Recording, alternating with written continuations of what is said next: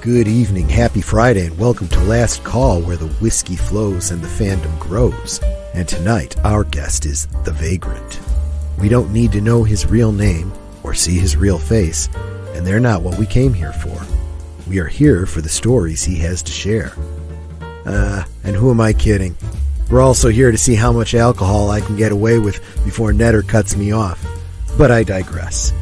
The Vagrant has a fascinating and horrifically undersubscribed channel, so be sure to click the link in the description below.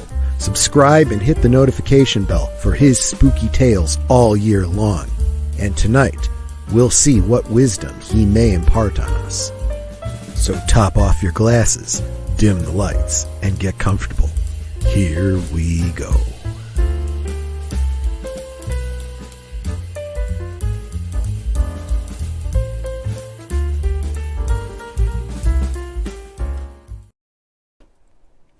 Good evening. How y'all doing?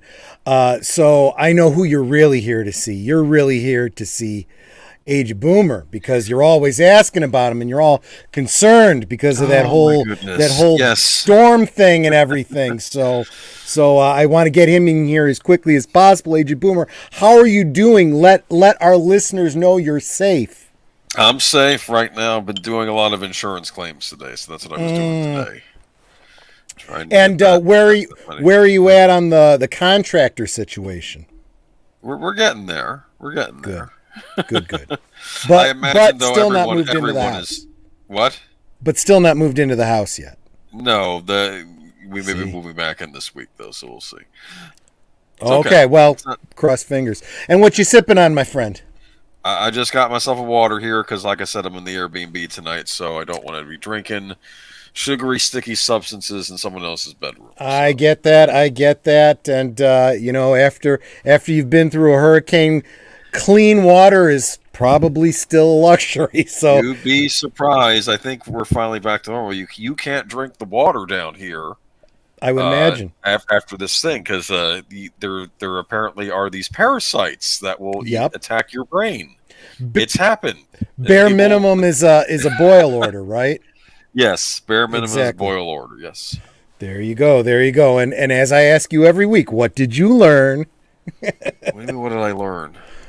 Every week that goes by, there's got to be something that comes up that you think about, well, better prepare this way for the next time. Maybe have some water stocked away in jugs or something, or maybe a filtration system.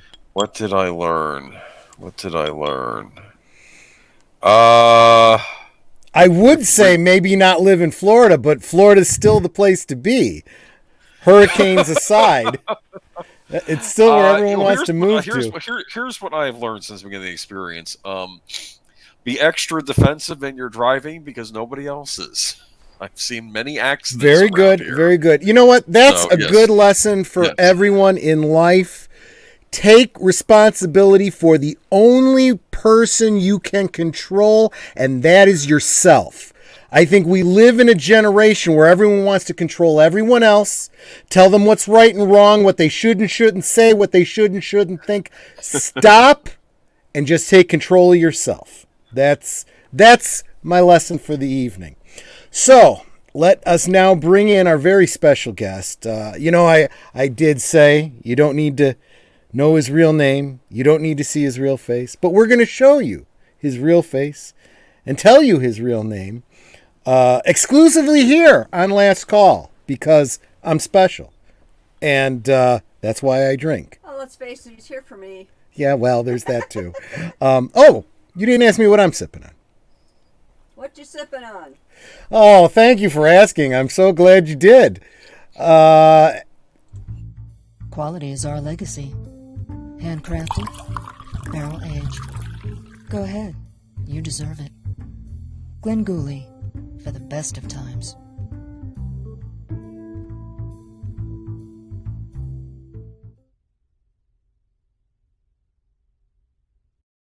Glenn Gooley, Glenn Ross. This is not a sponsorship. This is just a little Irish whiskey, absolutely. But let's not keep him waiting any longer.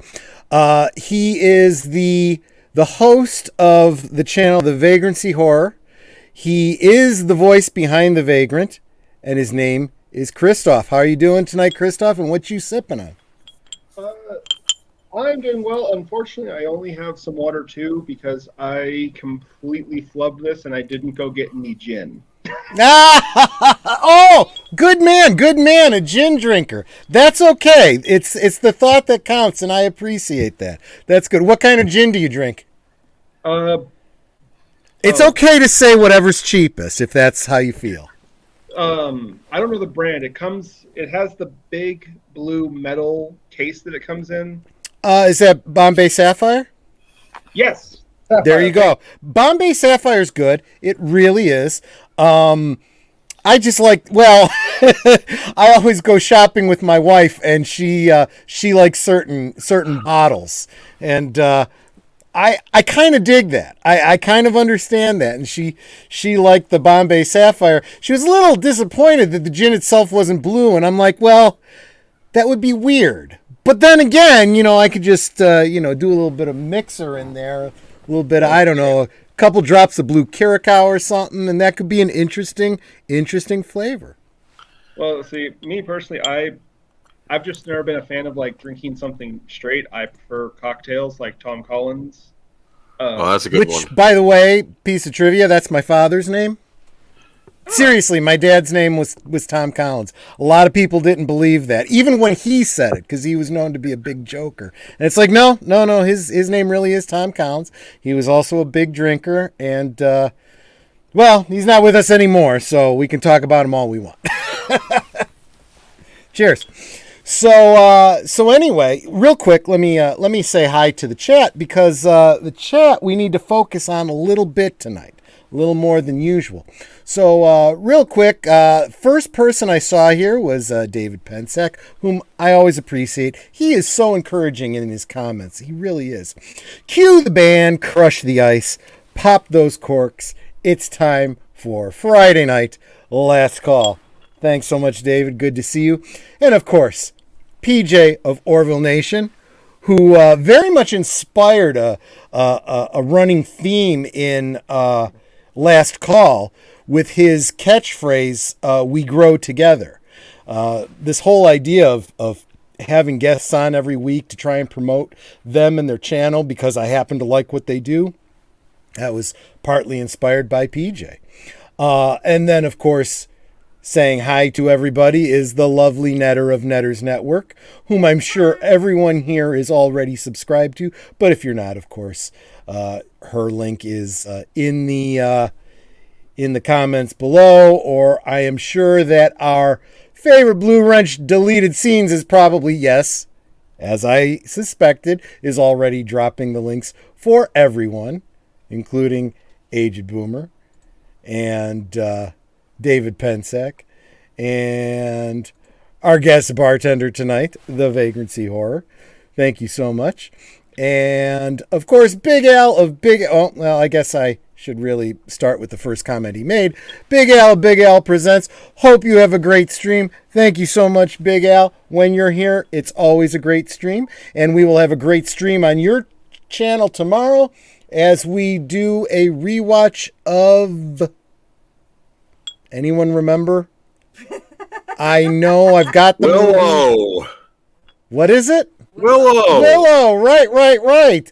That's right, Willow, because there's this thing coming out that, people might be watching, and we should probably watch the original first. So, good point. Over on his channel. Or just watch the original only. But let's be honest here. Yeah, I that may very well end up being the case. Sir Torrent Clegane. I figure it's tied into the Buffy stream I had the week before. Willow and Buffy and Willow. I dig it. I see the thematic connection there. Sir Torrent Clegane, how are you doing, my friend? Evelyn Hampton. Majka. Good to see you, Admiral. And let's see.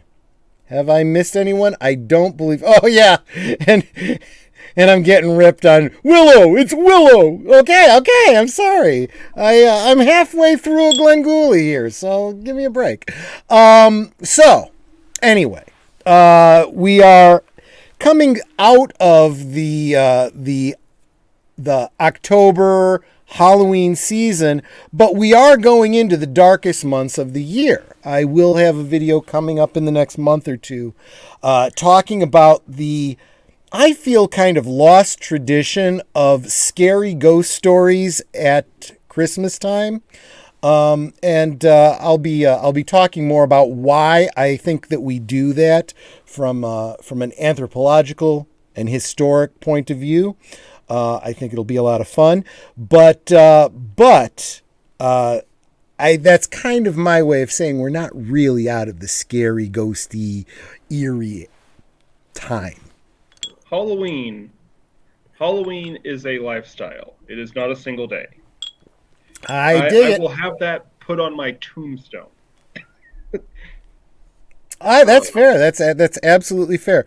Troy Pichelli, I'm doing well. I recorded something tonight. Nothing special, and I'm not making any promises, but recorded something this evening. I have been, of course, on a regular basis encouraging Sir Torrin Clegane to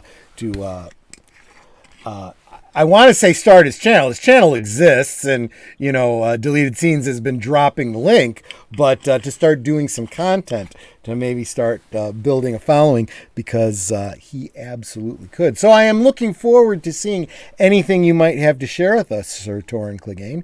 And speaking of sharing with everyone, I have been promising how excited I am, just almost as excited as Deleted Scenes is, pointing out that the Vagrancy is 22 subs away from 350.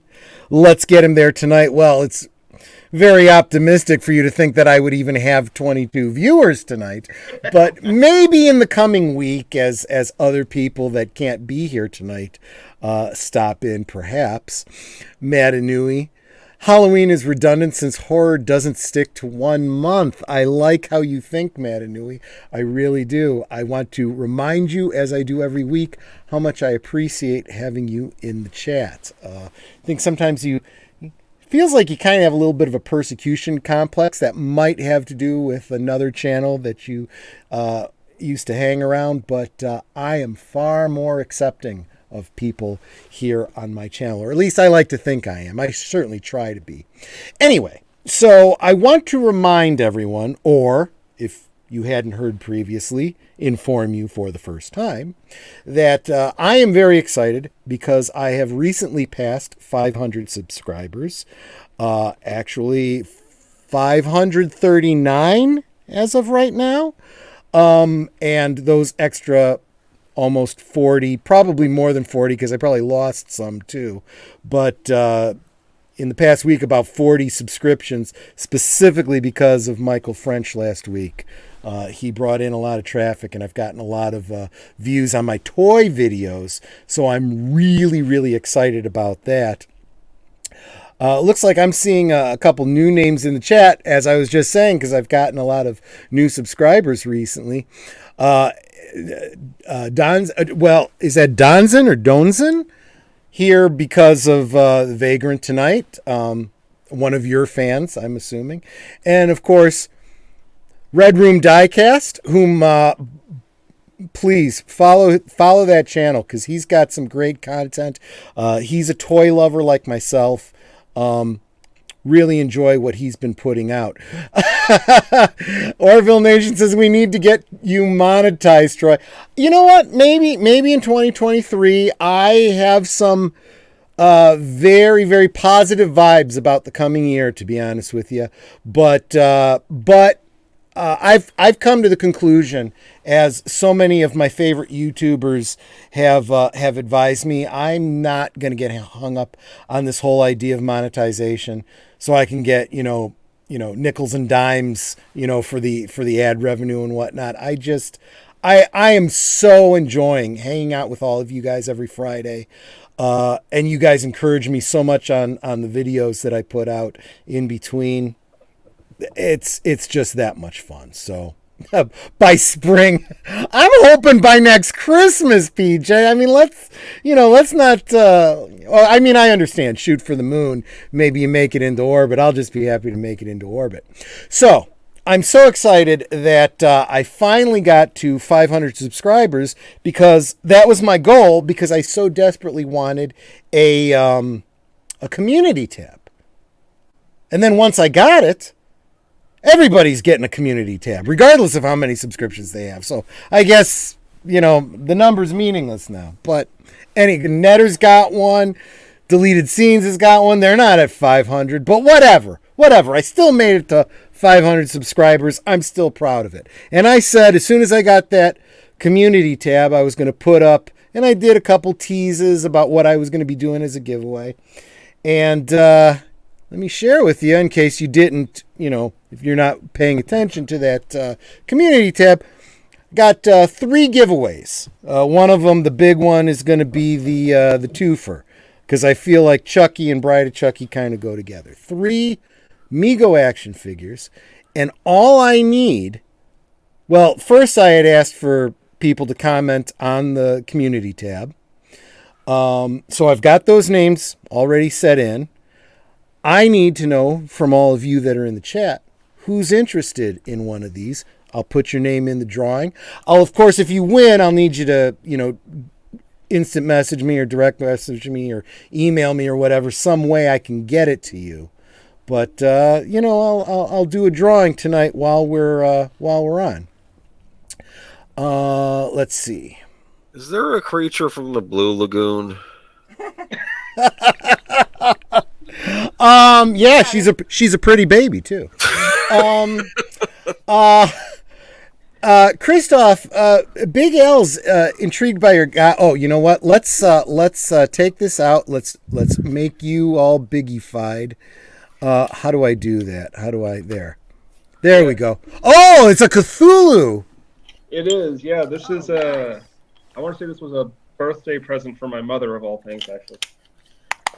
Nice. So really, I mean, in a way, release the Kraken. Release the Kraken. The Kraken.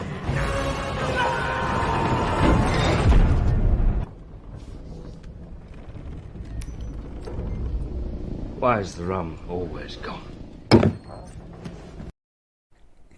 It's funny you say that, because we are out of rum right now. I don't have any alcohol. There you go. But that's fair. But anyway, so let me bring this back and let me know, my friends, those of you that might be interested in me throwing you into this drawing, because otherwise some people are just going to win automatically. And I see a lot of people. I see Big Al's kind of interested in that creature from the Black Lagoon. David Pensek says count me in. Deleted Scene says count me in. Deleted Scene said, I have no idea what that is. Is that a Joe Biden phrase? I just, shooting I'm under pressure or something like that. I don't know what that is. But Mom's got good taste. I don't know what that's referring to, but you're probably right. Moms generally do have good taste. Oh, his mom has good taste. Okay, yeah. I dig it. And okay, so I'm guessing Al wants in on this if he's the creature from the Black Lagoon. So here's how we're going to do this. We're going to go. What is that? Big Al presents. And who else did I see? David Pensek. Deleted Scenes. My goodness, it's like a I game know, show. right? I'm and excited. Deleted Scenes. Oh, we need to get more names on this. Some from your community tab, I already got them. Boosh McFadden and David and Tim Hayes. I got from the community. Boosh tab. McFadden. Boosh McFadden. Yes.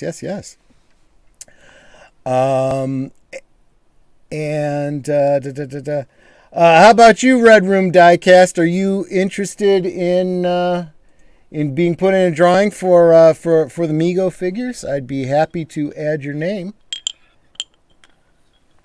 And what I might end up doing is doing a drawing now and then, maybe a little bit later, see if any other names come along and maybe do one at the end. I don't know. I don't know how we'll do it. Is that the Jennifer Tilly doll from It is. movies? Okay. Yes, it is. And I enjoy following her on social media because every now and again she'll like pose with the doll and whatnot, and it's just I just get a kick out of it. I think she is more into having done that character than I think any of the other actors that have been in that series. But let's see. Okay. So I'm going to wait a little bit. I'm going to see if anybody else is showing some interest. I'm fine. Okay. So look at this. I'm fine. I'd rather go to somebody who'd appreciate it more, but thank you. If you did win Red Room Diecast, maybe you could use it for a video or something. And Gap After Dark has just joined us. Gap After Dark, you're seeing on screen right now some items, some Mego action figures that I'm doing as a giveaway because I'm so excited about having gotten over 500 subscribers that if you're interested, just say the word and I will add your name to the drawing, which we will be doing a little bit later tonight. But super appreciate you. Super appreciate everybody who's in the chat. And please subscribe to all those links that Deleted Scenes is going to all the effort of dropping. He's working so hard. Encourage him by subscribing to all those links that he's dropping. They're subscribed to each other because, as PJ says, we grow together. Add his name, he said so. Interesting. You see it before I do in StreamYard. So here we go. Gap. Spin it. After Dark. And you know what? Yeah, I think I'm going to do that. I'm going to go ahead and do a spin for, let's see. Which one am I going to do? Where are the figures? They're right behind you on the shelf. Let's do... You gotta add the Donzen guy. That's actually my little brother. I just realized. I think I had to reboot for a second. So the which one? Donzen or Donzen. I'm not sure how he pronounces his screen close name. yours and pick one. Give me a second. Let me scroll back up. Did he comment much earlier? Where did he? Oh wow! I have to go way back. Let's see. Deleted scenes. Bear with me, everyone. Technical difficulties. Yeah. How about you, Evelyn? Should I put you in the drawing on this? I could just walk it to your house, for crying out loud. Let's see. Yeah, Donzen. There we go. Okay, Yeah. gotcha. You just did Freddy Krueger on Saturday. Yes, we watched. We did a watch party of that on Netter's Network. That's kind of why. That's partly why I added it. The original plan was to do this drawing last week, but I was so agog with Michael French that. And Evelyn, give me a second, Evelyn. Okay, left. Well. This is left. That's your left. So you're left. My left. Yeah. Okay. Your other left. Freddy. Okay. We're going to do a drawing for Freddy Krueger. Oh, I guess I gotta. He's not a nice guy. He is not, but he's got his claw there. You can't probably see it. No, I'm going the wrong way. He's got his fedora hat. And this is He murdered Johnny Depp in that movie. He did. I mean, this guy is almost as bad as Amber Heard. That's how bad this guy is. At least he had the decency to kill Johnny Depp quickly instead of bleeding him dry over years. I don't know if it. Yeah. I don't know if it matters, but this is figure number 1729 out of I haven't got a clue how many. So let's bring up the the wheel Of death. Oh, sorry. Gav After Dark. He's a bad dude. So this is not the no spin zone here. I'm sorry. Let's see. That was bad. Okay. Oh, wait. Sparta Chris of 540 Echo. You'll have to wait for Is the a next bold slowpoke. Okay, yeah. Did you want me to put your name into the drawing for Freddy Krueger? Just let me know real quick before I spin the wheel. I don't know, man. After that, I mean, there'll be other drawings. That's true. There's going to be 2 others, but I want, as long as you're here, I haven't spun the wheel just yet. Let's get one more name in. This is the Wheel of Troy. It absolutely is. I just came across this all. I have no clue what's going on. Okay, so I am doing a drawing for several Mego action figures, horror themed related in honor of the season, and the first one I'm going to do is Freddy Krueger. Of course, if you win, I would need you to. Yeah, he says, okay, sure. Did they ever do a figure of Bub the Zombie from Day of the Dead? Day of the Dead? I don't think so. Well, that's a prime figure. They should do Bub the Zombie. They did several figures, including Barbara and one of the main zombies from Night of the Living Dead. All right. And there was also a make-your-own zombie set that had different mix and match heads and body parts and whatnot. And what's cool about that is it's a zombie, so when the body parts pop off, I mean, that's really, really realistic, right? So, Sparta Chris. Okay, and Red Room Diecast has subbed to as many as I could. Can you send a link to your channel, please? Yes. Make sure, Deleted Scenes, you are regularly dropping your link as well. It's the very least that I can do for you for all that you do for us.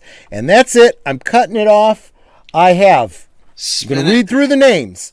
Boosh McFadden, Tim Hayes, Big Al Presents, David Pensek, Deleted Scenes, Gap After Dark, Don Sen, Evelyn Hampton, and Sparta Chris.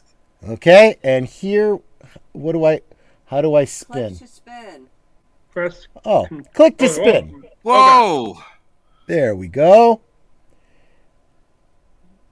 Okay, Don Sen. Wait. Don Sen? Yep. Oh, I got fireworks and everything.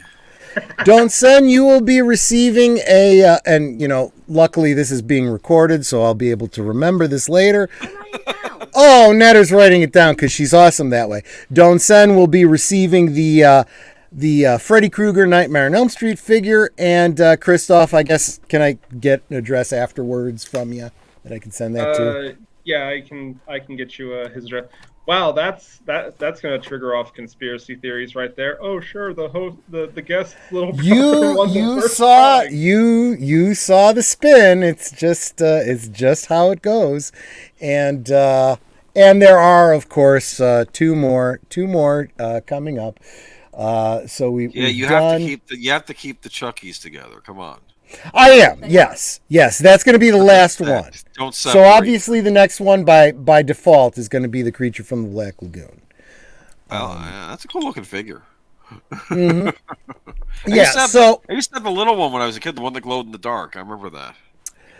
Yeah, that's very interesting. If you go to Super 7, I don't know if they have the glow in the dark ones, but they recreated those figures. So you can get Creature from the Black Lagoon, basically all the Universal, creatures in that scale, 5 points of articulation and so forth.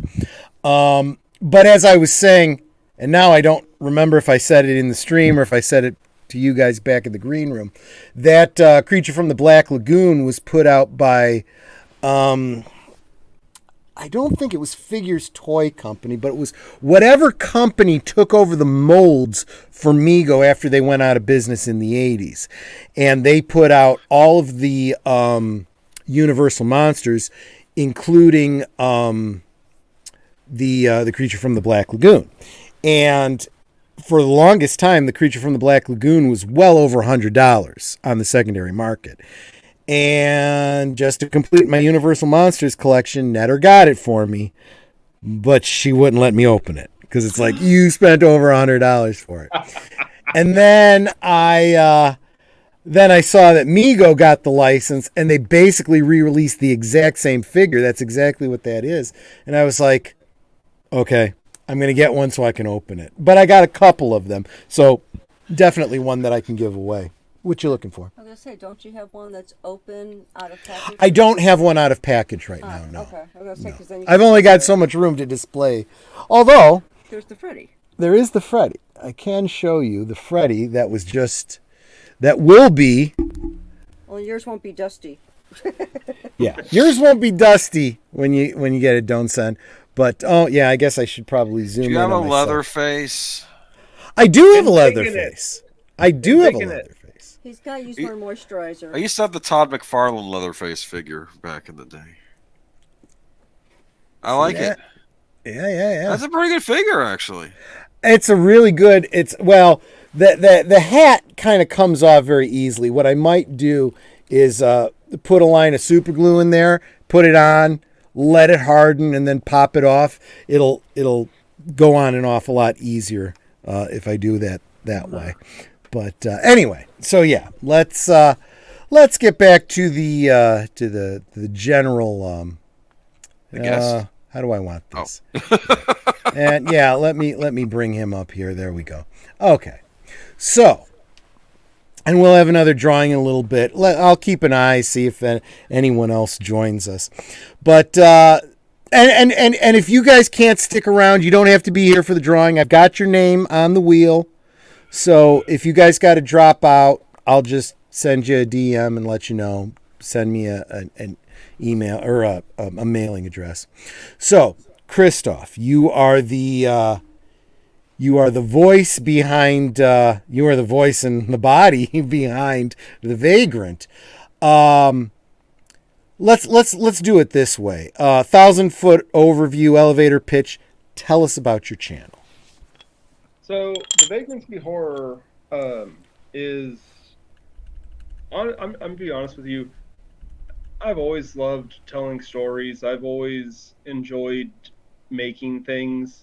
I can't build things to save my life, but I just have always loved telling stories. And many years ago now, I discovered the works of H.P. Lovecraft and of Bill Gaines, who you probably know from the Tales from the Crypt.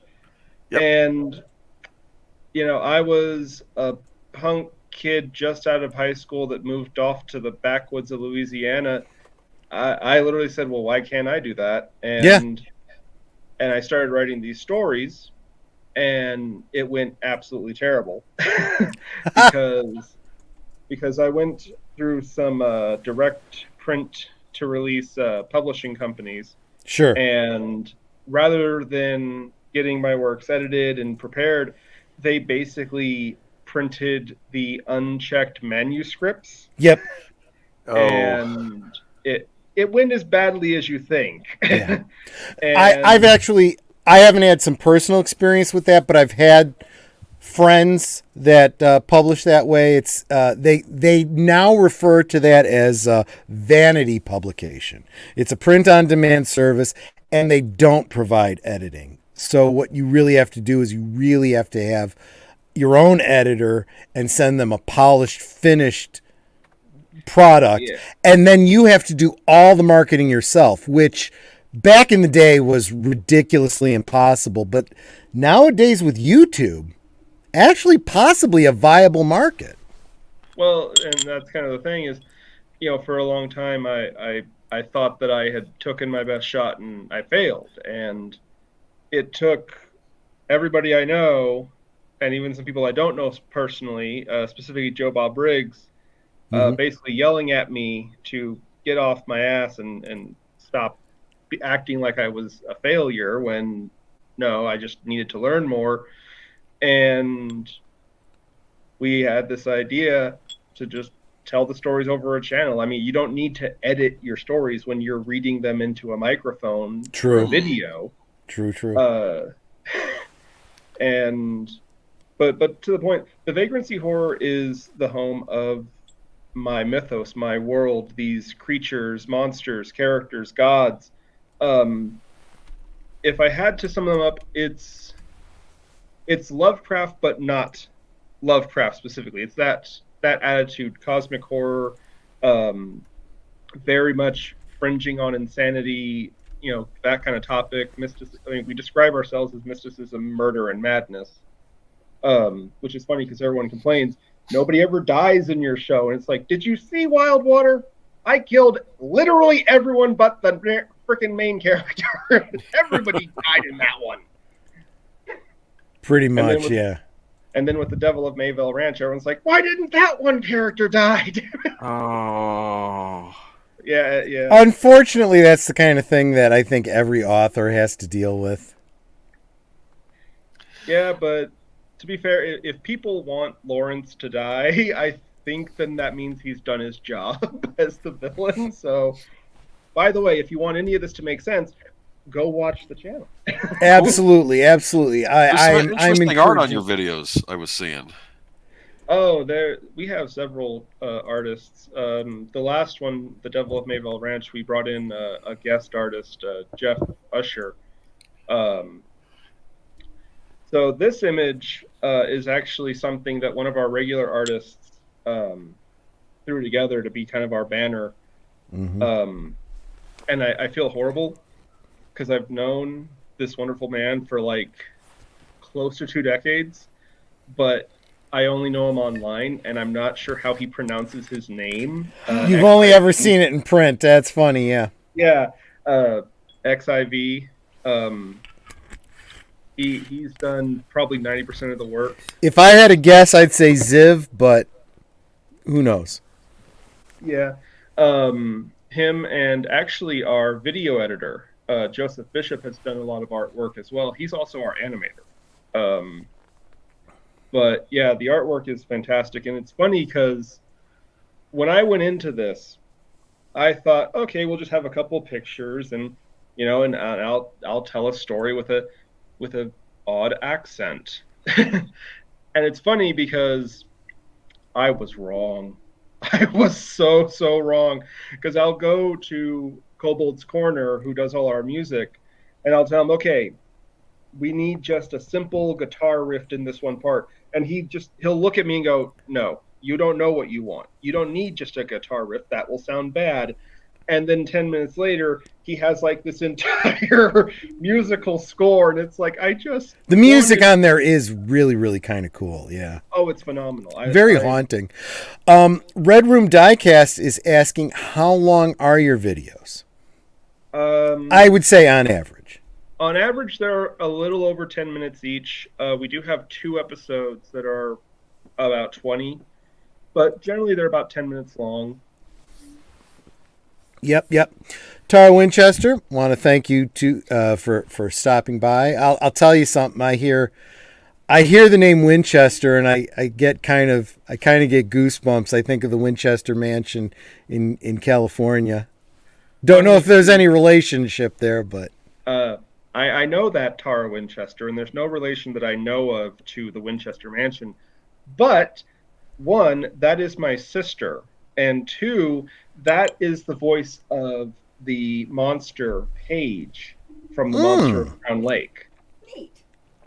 I love. See, that's the thing that I love about your channel is she says no, so okay, that's fair. And in fact, if you don't know about the Winchester Mansion, you probably know about Winchester Rifles, same family, so you'd probably know if you had any. Yeah. So Tara, I don't know when you actually got here, but we're doing a drawing for some action figures. Let me know if you'd be interested. I guess I should probably bring them up again real quick. We've just given away the Freddy Krueger Freddy Krueger or yeah, we just gave away Freddy Krueger. We've got Creature from the Black Lagoon, and that'll be next. And she said absolutely. So I won't try to sell it any harder than that. I'm going to go ahead and add your name to it. And I'll tell you what, if all your family members win, Kristoff, you're going to have to be supplying the address for me to send these to. I'm going to have so many. There's going to be people calling rigged left and right. You know what? Don't care. Anyone that's got a problem with it, hit me up. Maybe I can hook you up with something else instead if you're really feeling that bothered by it. Rooked or crooked, you know. So you got encouragement from Joe Bob Briggs, you said earlier. Is that right? So I always loved, Monster Vision, Up All Night. Now, Joe Bob recently has returned on the Shudder streaming service show called The Last Drive-In. And he hosted one show called One Cut of the Dead, which, by the way, just a real quick aside, this is not sponsored or anything. If you have Shudder, you owe it to yourself to watch The Last Drive-In's One Cut of the Dead, assuming they still even have it up, because you know how streaming services are. It's just that damn good of a movie. But he gave a speech at the end of it talking about independent creators and how, you will fail. And you'll fail again and again. And you'll keep failing until you get it right, because that's literally the process of creation. Mm-hmm.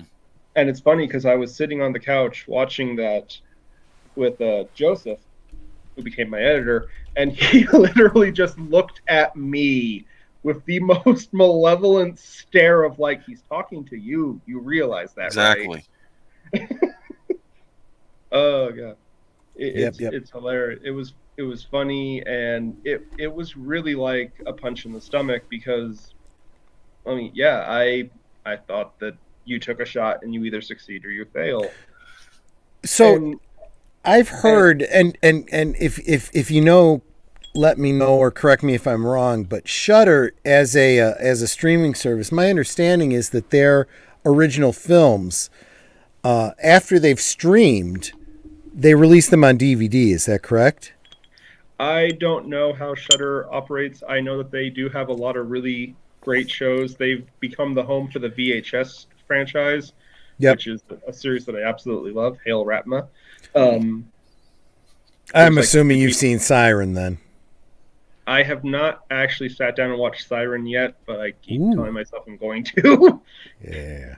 It's one of those I have very mixed feelings about that film because that creature is horrifying, but the chick's kind of hot too, so I don't know how I feel about that.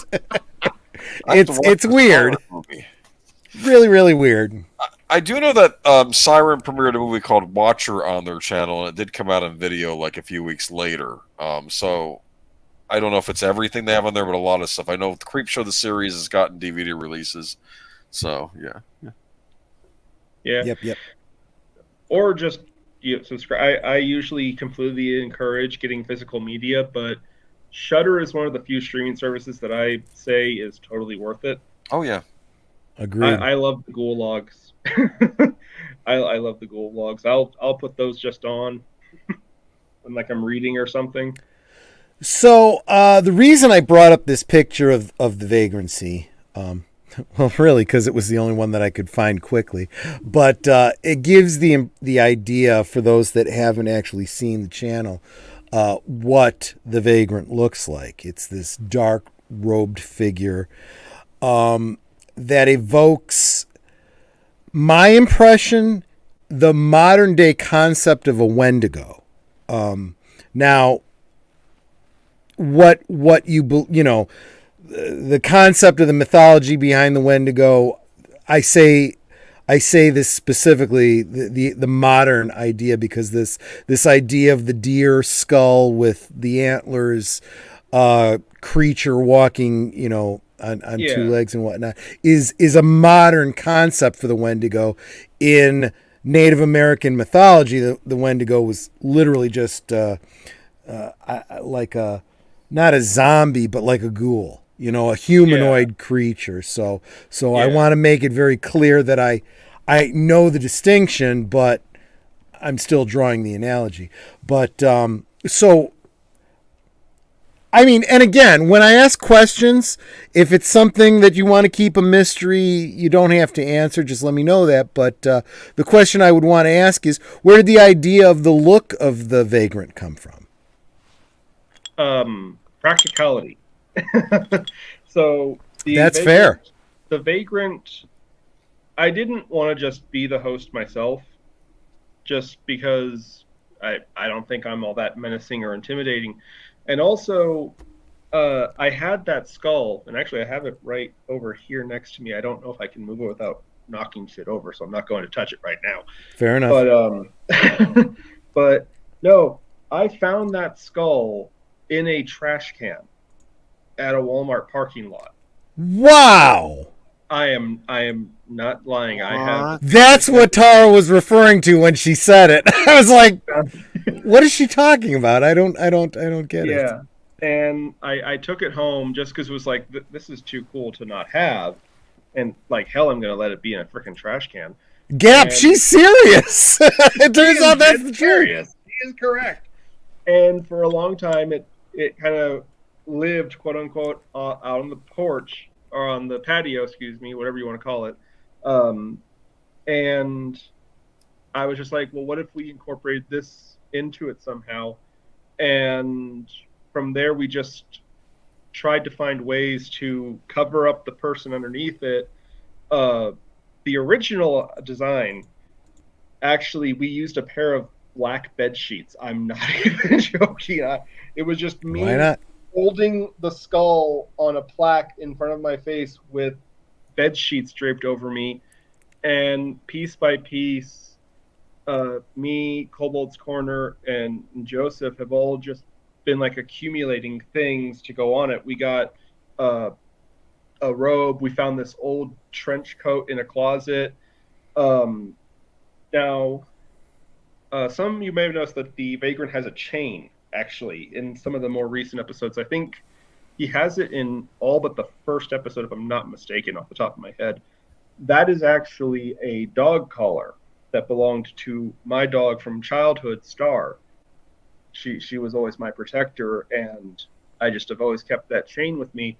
And it's funny because Joseph, who usually is the one that has to help me into the costume, he hates that chain so much because it's so uncooperative with him and the costume itself. And there's a ritual where every time when we're putting that costume on, he just mumbles under his breath, I hate this collar, I hate this collar, I hate this collar.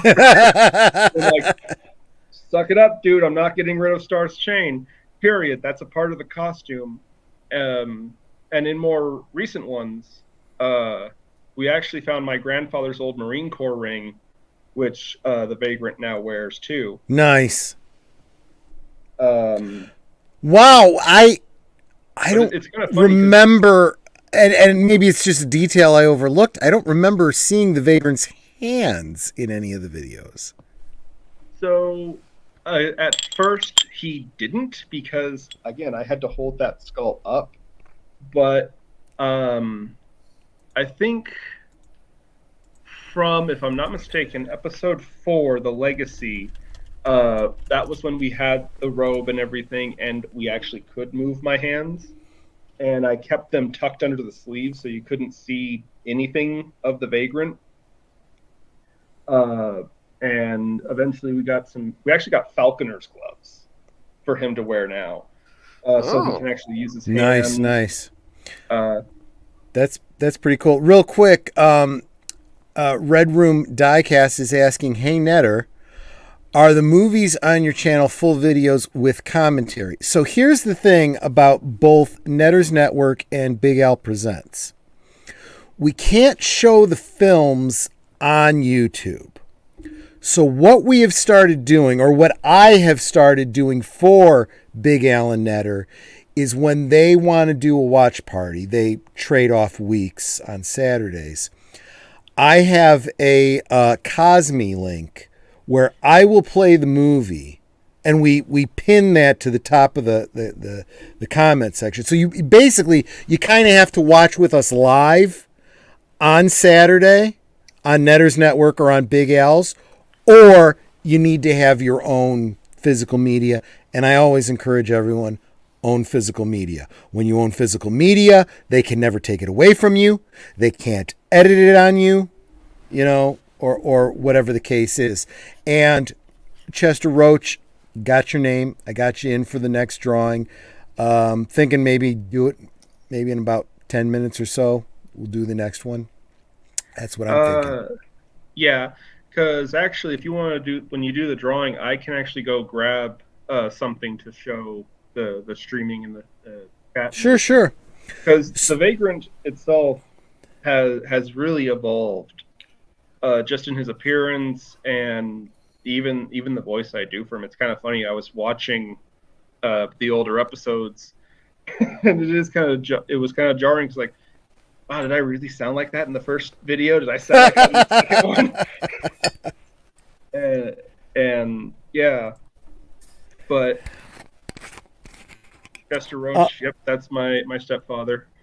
My whole clan is getting in here, and we're just gonna take all the pride.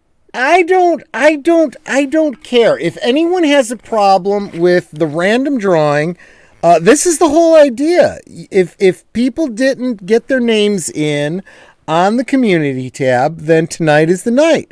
And if all of the guests are because of this guy over here, well, that's just the way it goes. And but I'll tell you what.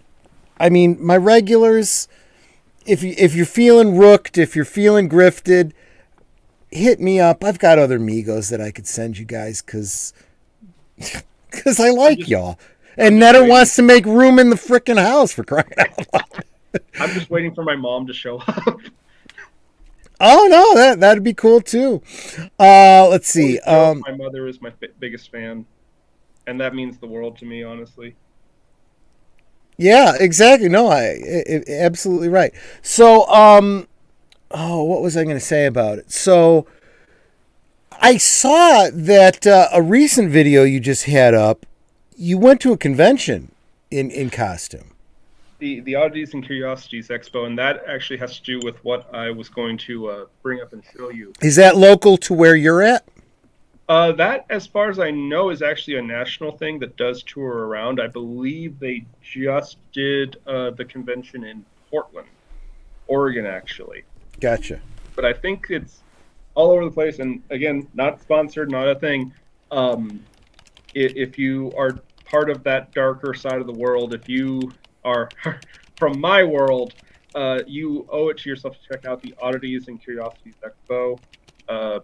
It goes all over the country as far as I know, and it is a phenomenal time. Wonderful people go there, wonderful shops and so forth. Again, I'm not affiliated with them. I'm just saying, if I'm the kind of guy you want to hang out with, you definitely want to be there. Just wonderful people, wonderful displays. And so glad that I was able to go there with the Vagrant and meet people. Funny story. The first person that actually was brave enough to walk up to the Vagrant and ask for a picture was a little girl. Little girl. What? Yes, everyone was looking at the Vagrant and confused and stepping back, and then just this, I feel this tug on my robe, and I'm trying to look down because I can't see in the freaking mask, and it's just this little girl, and her mom walks up, can we get a picture? And I'm like, well, yeah, that's what I'm here for, of course. Everyone was too scared to go near the Vagrant until this little girl did. And then everybody and their ugly sister wanted to come over and get a picture with us. Cool. Absolutely. Good. It always takes the one to break the ice. And who's going to be the one but the child, right? Of course. There was one individual, I can't remember her names off the top of my head to save my life, but he actually commented in a video how he had seen us at the expo and he felt so bad that he didn't get a picture. And I told him, like, dude, I promise you there's going to be a next year. The Vagrant will be returning to the Oddities and Curiosities Expo. Good. I promise you. I wish there was more stuff to do. Like, I have this really cool mask now that I can wear all the time because the deer skull, we actually got like a belt and a bunch of old COVID masks and made this wraparound pulley system that would squeeze and bind the skull to my face, and it hurt like bloody hell. I would imagine. It actually made me bleed a couple times. Yeah. So I mean, obviously, I couldn't wear that all the time, especially not doing a convention. We were there for like 5 hours. Sure. And I actually felt bad. I thought we weren't there long enough, but we ran out of business cards, and it was getting really crowded, and we had already made a couple laps. So I was like, well, we're out of business cards. Let's call it a good show. But we're going to be back there. We will be returning next year. Yeah. So if anyone wants to meet the Vagrant and you're in the Denver area, book your ticket now for the Oddities and Curiosity Expo, because that's where you're going to find him. Yeah. I think you can book tickets now. I don't know, actually. But yeah, and so I'm thinking. So you kind of indirectly answered a question I was going to ask. I was very curious. When I see the Vagrant in videos, he looks exceptionally tall. So I felt like maybe the mask was on top of your head, but it's in front of your face. Yes, that is all due to the incredible work of Joseph Bishop, who is also our cameraman. It's funny because I see the videos, and he always manages to make the Vagrant look so great and get like just such perfect angles. And then I take wide picture shots of him like for promotional stuff, and I realize, holy crud, the Vagrant's under 5 is like 5'5" for crying out loud, and he has a big beer belly. It's like, good. Well, I mean, if you think through the costume, there is a way that you could do it so that the mask is like, for example, on top of your head, and you're looking out through like where the chest would be, if you wanted to for public appearances and whatnot. But Bishop, that last name Bishop, because of what your channel is and what his role is in what you do, it makes me wonder. Unlikely, because Bishop is a fairly common name, but if he was related to Jerry G. Bishop, who was the original Svengoolie, that would be interesting to find out. I don't know. He's never brought that up. Ask him. He may not even know. It might be worth looking into, because that is a great little anecdote to share. Yeah, my cameraman and someone who has a lot of input in who the Vagrancy is related to the original Svengoolie. You know, that's the creepy kind of thing that it almost has to be true. I hope it's true. I met Jerry G. Bishop when I was a kid. I lived in I live in the Chicago area. So I lived in a little town called Brookfield. And there was, in the neighboring town of Riverside, there was a magic shop, Bishop's Magic Shop. And I used to go in there all the time, and I was enamored by the magic tricks. And the way magic is promoted is you buy tricks. You know, the person behind the counter will do a magic trick for you, and if you want to know how it's done, you've got to buy the trick. And the one that I bought was it was actually a good value as magic tricks go. It was a little billfold type of thing, and it contained a couple of cards that were like those cards that you see in Ghostbusters where Peter Venkman is doing the psychic, the three wavy lines and the square. That's what those cards are. And the trick is that they're marked cards, and you know how to look at the back of the card and you can guess, what it is. It is. Yeah. But the other part of the trick is there's a little crystal that you put down on it. And you work that into the trick, and you spin the little crystal, and you make it like it's part of the trick. It really has nothing to do with it. It's a marked card.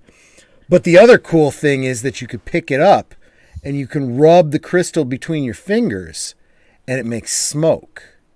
And part of buying the trick is finding out how to make the smoke. And I don't want to give it away for, obvious reasons, but I know how to do those things. Anyway, I bought those tricks from Jerry G. Bishop. He was the owner of the store here in the Chicago area, and I had no idea that he was Svengoolie. I had no flippin' clue. Huh. I mean, that just boggles my mind. I didn't find out until years later, after he'd already moved to California and subsequently passed. I was like, I met Jerry G. Bishop, who was Svengoolie. It never dawned on me that Bishop's magic shop was connected to Svengoolie, But you still met him, so that's cool. It's cool. I know, right? I don't know. That's cool stuff. Anyway. I have a question for our guests, especially as someone who's been at these conventions. Do you find, like, horror fans, are they a bit more chill than typical fandoms? I've heard that said about horror fans. They tend to be a little friendlier, more chilled out than other types of fandoms, but I don't know. Well, I'm going to say to you what I say to a lot of people. The thing about horror is that it's not like really any other fandom. And I mean, every fandom is in its way unique, but the thing about horror is that for a long time, and even still kind of today, horror is unacceptable. Horror is not welcome. I'm going to be completely honest with you, we're a bunch of freaking losers. Nobody likes horror. And because of this, let's be sincere, 90% of people who call themselves in the horror community, they didn't get asked out to prom. They did not get asked to prom. They got turned down. They didn't get cards on Valentine's Day. We are a community in a weird way that is almost defined by the fact that we are alone.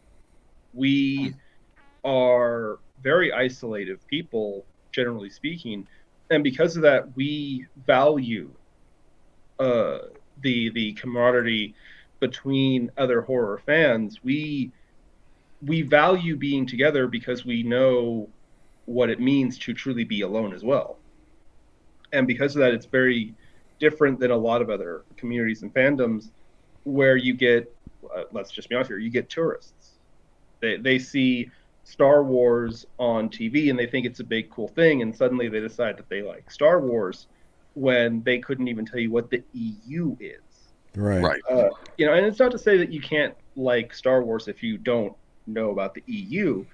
It's more, with horror, it's much more pure because there's not tourists. It's not desirable or fashionable or trendy to be a horror fan. The other thing too is, whereas there is so much strife in so many of our fandoms about canon and this and that, when it comes to horror, it's very difficult for there to be that kind of strife. I think the only ones that I can think of are recently are like Halloween, which is very much a choose your own adventure type of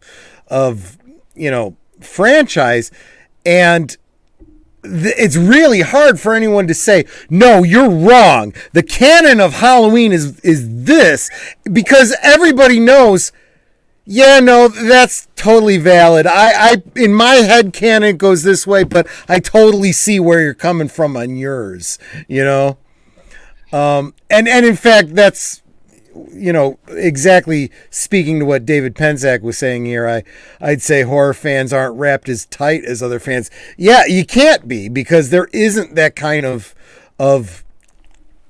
strict canon that you gotta stick to. Real quick, I want to say hi to the person who is directly responsible for your being on my channel tonight.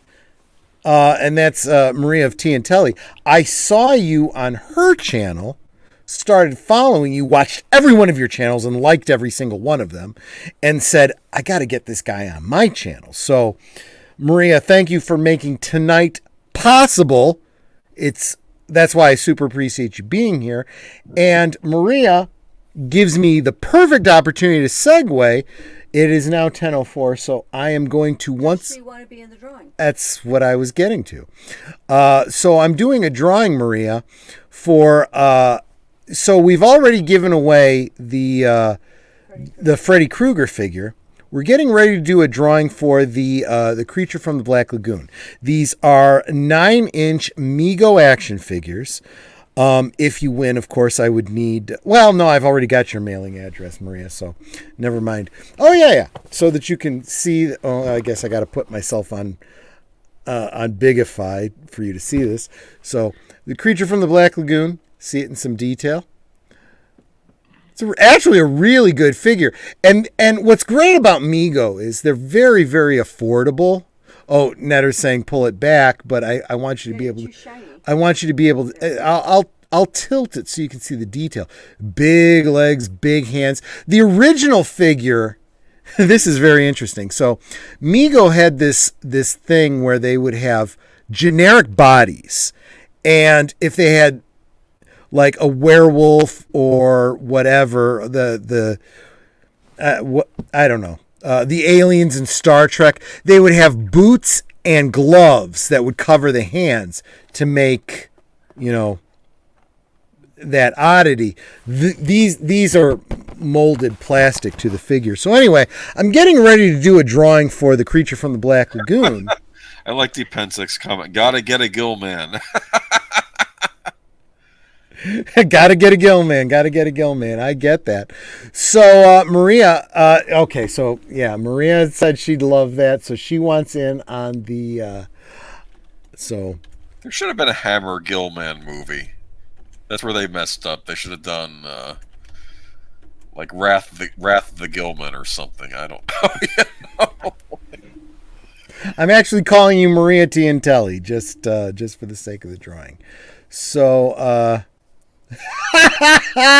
smart ass. Remember to rig the drawing again, bro. I'll tell you, if I knew how to rig the wheel, this would prevent me from doing it. There's no way that I could do that. So let's go ahead and do a drawing. How do I do it again? Oh God! Do I just click on it? Yes. Oh yeah, I guess I just click on it. I can't see it. Oh, sorry. Bring it up. It doesn't count if we can't see it. Sorry. Wait, it's okay. Tim Hayes, who is not here tonight, but he did comment. Hey, he commented on my community tab, which makes him, I think, the winner. Absolute winner, because that was the original idea behind it. So Tim Hayes gets the creature from the Black Lagoon. Netter, if you could please add his name, and I'll have to reach out to him for a Let Maria know what the grand prize is. Yeah. So now let's. So we've given away Freddy, we've given away the creature from the Black Lagoon, and before we end the show tonight, I will be giving away a twofer. It is Chucky and the Bride of Chucky, because I just don't have it in me to split up a couple like that. So you will be getting a two. That will be the grand prize, the last drawing. So I'll be keeping an eye to see if anyone else drops in. But if not, this is the list that I've got. Boosh McFadden, Big Al Presents, David Pensack, Deleted Scenes, Gap After Dark, Evelyn Hampton, Spartacus, Tara Winchester, Chester Roach, and Maria with T and Telly. And if I missed anyone who wants in on the Chucky and Bride of Chucky, make sure you drop a note. And I will probably not notice it, but Netter absolutely will. So we'll. She's giving me the thumbs up over there. So we're good. So anyway, so without Take out the wheel, put your people back. I did. So without anything spoilery or giving away too much that people wouldn't, then have to go to your channel. What is the basic idea? I mean, basically all of your stories could be taken as an anthology, as separate stories, but they are connected. Am I right? I would say yes, they are my mythos, my mythology. They are all in the same universe. I will say, because I did have a couple people that were kind of confused about the fields. They aren't on a set timeline. Mm-hmm. Like, they don't happen one after another, because obviously the fields was way off in the future, and the Devil of Mayville Ranch was set in 74.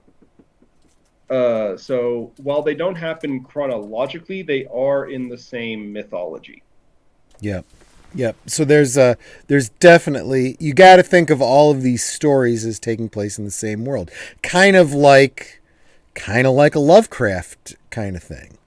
Yes, like his very expansive Cthulhu mythos.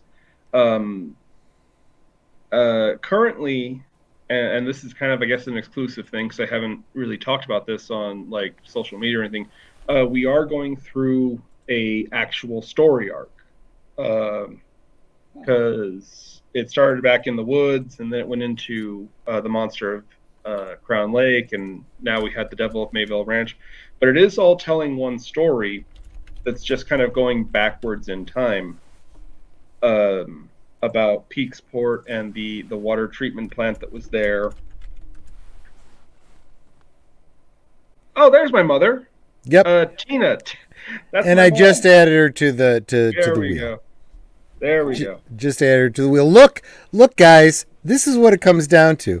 When you're the guest, if you bring in the spectators, there's got to be some benefit there. So We just need to get my brother-in-law in here. well, you've got about 50 minutes to do that. Geez. So, And going back to what you were saying before, about asking about what the channel is,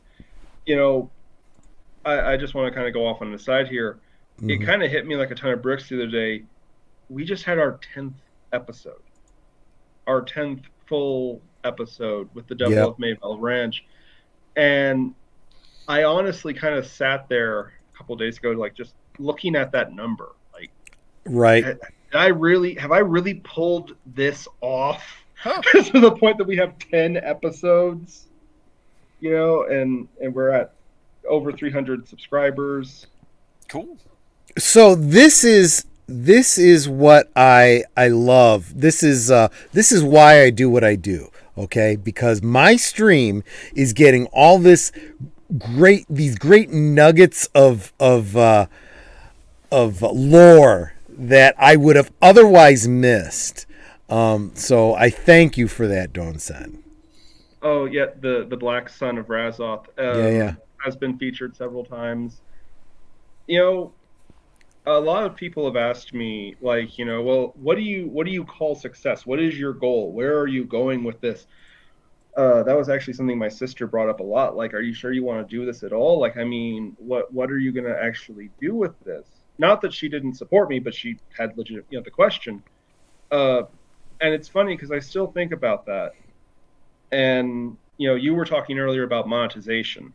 Yeah. And I might be getting a bit big for my britches, and maybe I'm stepping out of line here. YouTube just doesn't seem like a money-making career. No. I'll be honest with you. All the big channels, I was talking to Michael about this behind the scenes, and some of the other big channels that I respect that are already monetized. They're like, look, the YouTube monetization, this idea that you make money off of the ads that play on your videos, that's not where the money is. It's in the Patreon, it's in the super chats, it's in the look, I don't talk about this, and I really should. This is where I'm falling down in the marketing, but in the description of every single video, there's a PayPal link. It's Netter's PayPal link, where if you want to buy me a drink, you can go in and, send me $5, $10, whatever.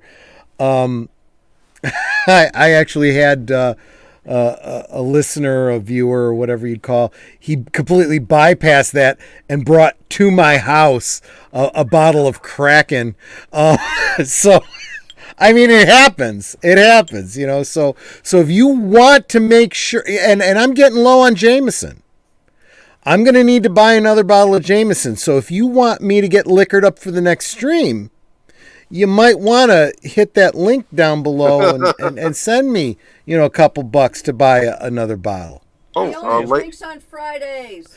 Netter wants everybody to know that I'm not an alcoholic. I only drink on Fridays when I'm on camera and you guys see me. But I can only do that if I can justify it. And if I say, Netter, look, I got $10 from people online who want me to get drunk on Friday. You gotta let me get drunk on Friday. See? So that's how it goes, right? Oh, Troy, I want to mention that. Sound worse.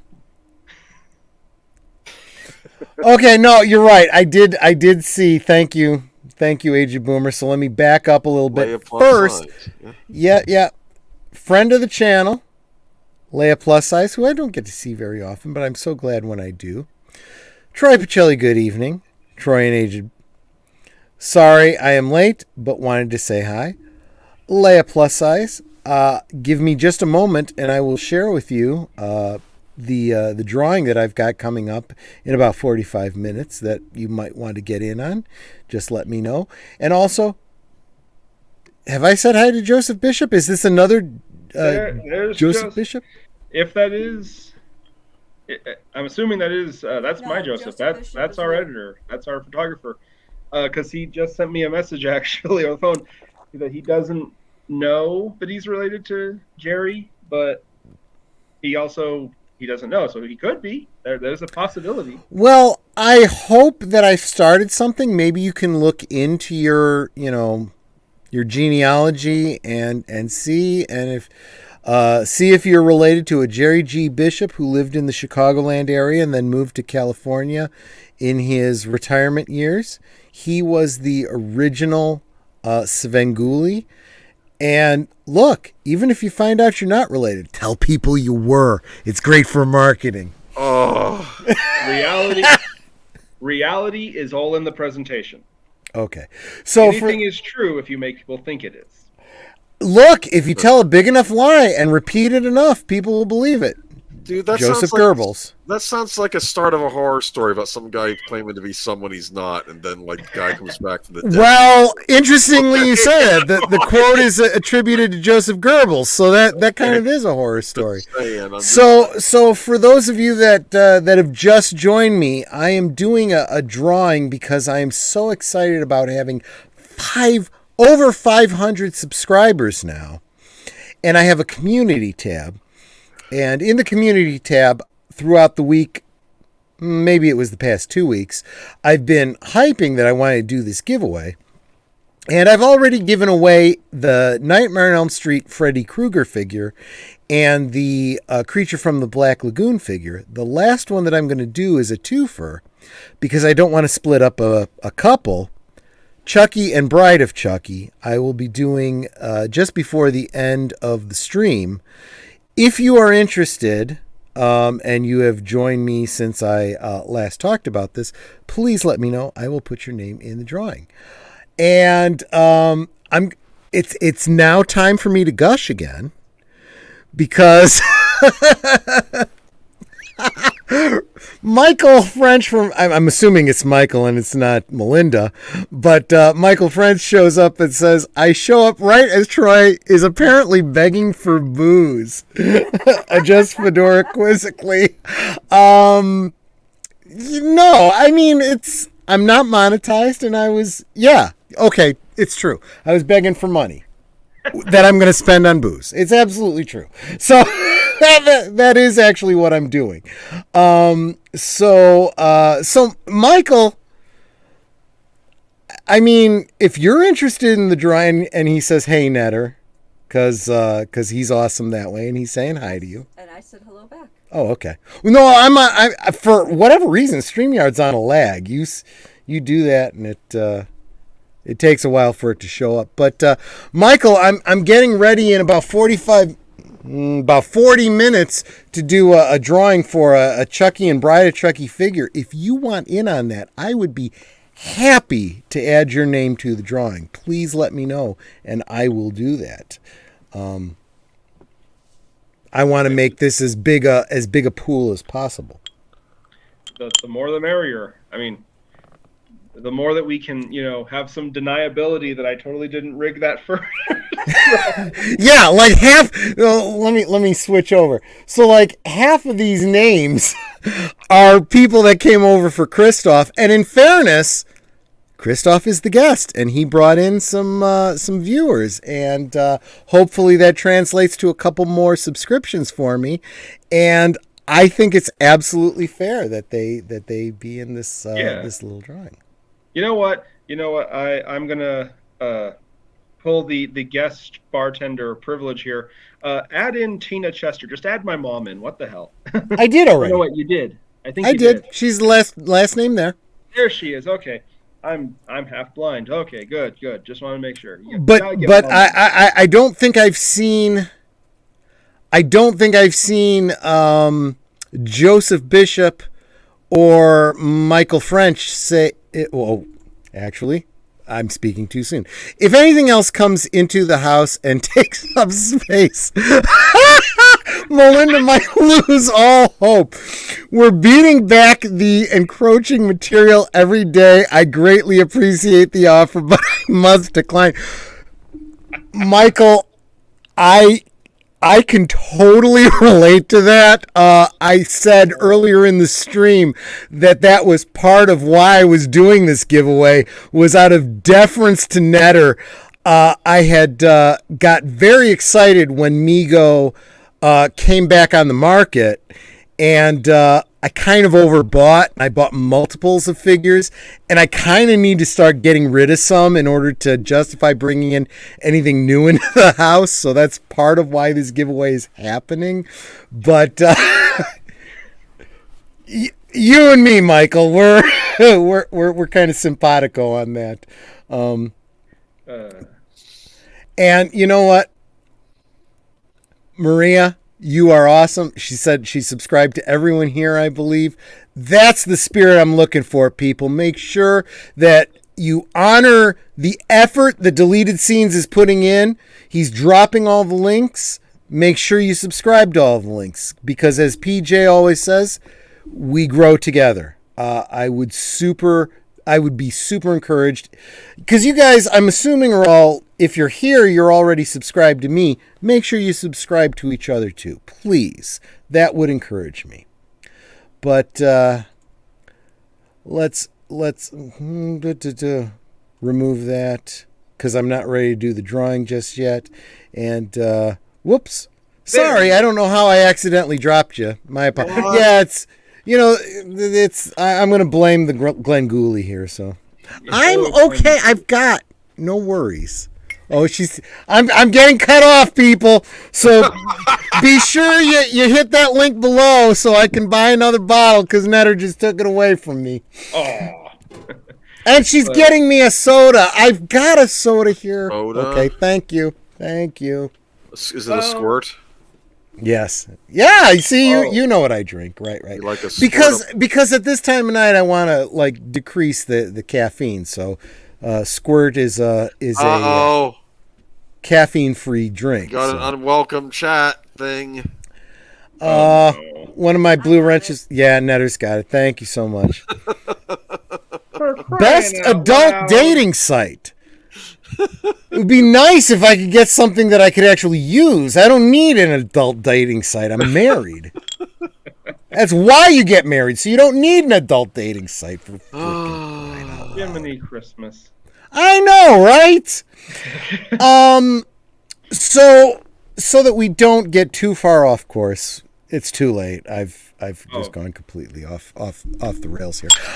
Part of me is really glad, Kristoff, that I could talk to you directly, because if you were in character this whole time, I'd kind of have to honor that, and I'd have to be a little bit more serious, and I don't know if I could handle that with as much as I've had to drink tonight. Yeah, but back to on topic. My personal goals and this is going to sound very vain, and I swear it's not vanity, I promise. But what I honestly want, the reason that I'm doing this channel is I want to make something. I want to make this world. I mean, it'd be cool if I could get monetized and like make money and stuff like that. That sounds awesome. But what I really honestly want to do is just entertain people and inspire people. I want to hear people's insane fan theories about, what is the Black Sun referring to? What is it? Who is the S killer that we mentioned back in the woods, and why is he suddenly just dropped off the radar? All these different things. I want to give people something that they can just be submerged into. Do you have like a resource page, like a wiki or something like that? I do, as far as I know, because anyone can make anything on Wikipedia. Sure. There is not a Vagrancy Horror wiki yet. Okay. It might be something worth doing, because I mean, and if you do it, then it's curated by you and you have control over it and whatnot. Yeah. But I mean, it's also, this is one of the things that's cool about wikis like this. I'm thinking of things like the SCP Foundation and stuff like that. You know what that is, right? Yeah. Funny story, actually. Oh, I'm knocking stuff over here. The very first video I posted, actually, somebody said they were going to report me to the foundation. That's funny. But that idea of a resource like a wiki like that that's related to your videos, and then one of the things you could do in that wiki is drop details that didn't show up in the videos yet or aren't going to. And it's like extraneous lore that you'd have to go into that to see it in order to... Yeah. It's funny because actually I was complaining earlier about how, the art and the music and everything is so much more extensive and detailed than what I originally pictured. And at the same time, I love all of it because we've actually been able to hide things in the different episodes and stuff like that. And it's a lot of fun. But what sucks is that it's also like, because I only have like 300, and 20 some odd subscribers. We haven't hit 350 yet. We hide these details and so far no one's found them. And it's like, did we do too good of a job hiding these things? Is it just simply that people haven't noticed it, or did they not, do they think it's not relevant? In fairness, where are you at on subscribers right now? Well, hold on a second. Yeah, go ahead and check that out. Let me check, because that's per computer we are at 130. Okay, so 130 subscribers. That's potentially 130 people. Yeah, it's entirely possible that 130 people might miss, the subtle details. So here's the question. Do you wait and see, and when you get to 1,000, 2,000, 3,000 subscribers, people really start getting into it, start talking, start pointing things out, then it's discovered? Or do you start a wiki and then drop the detail and someone comes across it accidentally in the wiki and they didn't see it in the video, and then they start sharing it? I don't know. There's all those different options, Yeah. And the sad thing is some of the, like I mentioned, the S Killer, I'm really proud of that one, actually. and he will be a returning character. Sorry, I need to interrupt you because Spartacus, yes, I'm aware that people do that. As long as I got Netter in my life, I need nothing else. That's not gonna read that out loud. No. That's it's a reasonable comment, but Netter is all I need. If I didn't have her, I would be absolutely lost. I'd be worthless without her.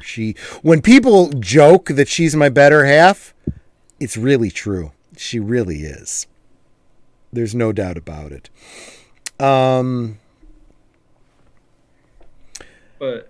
And I see, there's a lot of people commenting amongst themselves, so I'm missing a lot of it, the context and whatnot.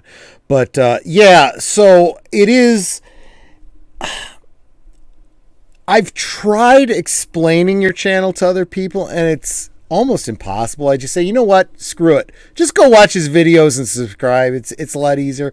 But if I had to try to explain it, it's kind of like an anthology series of interrelated stories, but in a way it's almost an augmented reality type of thing.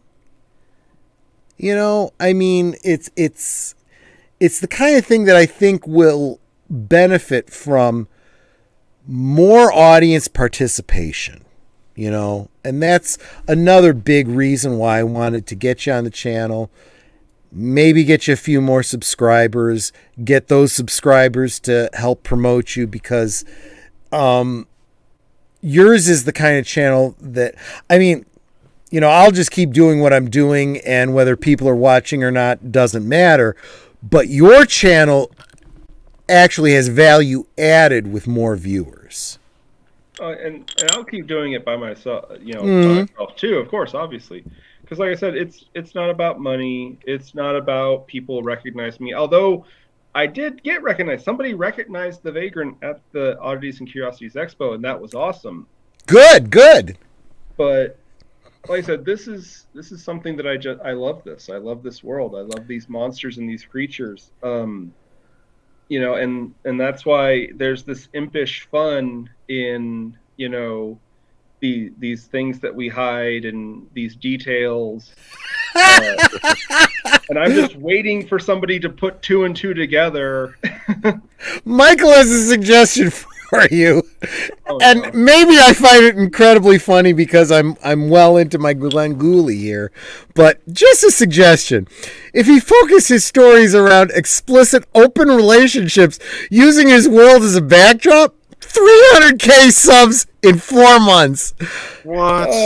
And then right after that, ducks and runs. Oh. You know, Michael,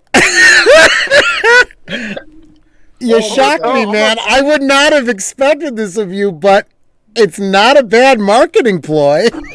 I mean, here's a funny thing, actually. You want to talk about those controversial topics? This is the funny thing. I forget that Michael's like lurking there, and I say this stuff, and it's like, oh crap, I'm embarrassed now. But go on. Good sir, Michael. If you want something that is inappropriate, I have to always recommend this. We're canceled. And we're canceled. I'll tell you what. If I get canceled, I'll consider myself in good company. You know. Oh yeah, no. This is how you go. This is the hill you die on. No, YouTube is a cesspit. Let's be real. Smut and slime rises to the top of that. Oh my gosh. You know, it's true, because I see some of these channels, they try to push the envelope. It's like, how do I not get monetized but still be just titillating enough to, you know, get viewers and get the viewers and bathwater and shit like that. Oh, for fuck's sake, man! Jeez, oh my God! Look, I swear, this is the thing about monetization. I am not gonna curtail the fucks and the shits and the crap, you know, because of that. If I don't make money because I swear, fuck it, I don't care. You know, that's just what I try to conduct myself, but oh, is Moira Kitty here? Hi, Moira Kitty. Okay. So I got to go through it again. Sorry, I see new names. I got to say it. So Moira, I've got. I'm doing a giveaway tonight, and if you want your name in, you got to let me know. I've already given away Freddy and the Creature from the Black Lagoon, and at the top of the hour, I'm going to do a drawing for Chucky and the Bride of Chucky. Let me know if you're interested, and I will put your name in. Currently, we have this many names, so it's a bit of a crapshoot. But I guess it's not a crapshoot.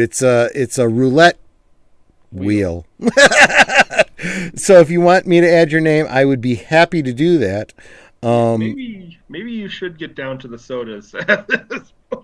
He is on soda. I am. No, I just have. I'm at the last few drops. I certainly don't want to waste anything, but so may I ask our guest a question? Absolutely, that's what you're here for. What is your favorite horror story? I know you mentioned Lovecraft. Is it one by him, or is there another author you like? That's actually really hard. Because I mean, like I said, so many have inspired me. I mean, it's funny, we were just showing him earlier, you know, The Creature from the Black Lagoon was really where I discovered horror. I've come to kind of actually dislike it a little, but Jaws was a big introduction because I grew up loving animals and loving sharks specifically, and seeing that giant monster shark on the big screen was just, you know, bigger than life. Yeah. But I honestly, I don't know if I could pick one story as my favorite horror story because so many have had such an influence on me and been so important to me. Honestly, I'd say that's a pretty damn good answer. And of course, also there's, you know, I mean, my own stuff. Yeah, that's true. I hope I'm a fan of my own work, but well, if you're not a fan of your own work, how are you gonna? How is anybody else gonna be, right? Why are you doing it? Yeah. There's so many stories. I mean, for the older people here, did anyone ever see the comic The Man Who Was Death? It was a Tales from the Crypt comic. Huh. That one is special to me because that was the first actual comic, Tales from the Crypt comic that I got to read. It was part of oh yeah, my sister. I used to get so upset at the ending of Jaws because they killed the shark, and I was like, why can't they just kill the people? People suck. The shark is cool. I'm sure I had read that comic at one point because I used to have the entire, you know, the hardcover volume set of it. Tales from the Crypt. I have the first volume of the hardcover collection of Tales from the Crypt. But The Man Who Was Death, I think it was actually the first issue when it became Tales from the Crypt, and it also happened to be the first Tales from the Crypt comic that I actually got my hands on and was able to read, and It's a wonderful comic, wonderful story. But I mean, you know, there's so many that have inspired me and that I just mean so much to me. The Nameless City by H.P. Lovecraft, which was another first for me. That was the actual first Lovecraftian story I got to read. William Chambers' The King in Yellow is a wonderful collection of stories and poems. Oh yeah, I have that one. Yeah. But real quick, before we go too far off, I just want to say something on the whole thing about open relationships and stuff. Good story. This is going to be a running commentary in my stream now. Oh boy. First thing I said to myself when I agreed to this was like, I hope nothing chaotic or crazy happens in the world so that we can just talk about the channel and not get sidetracked with other things. And then Musk comes along. But back to Retro or Michael, I guess your name is.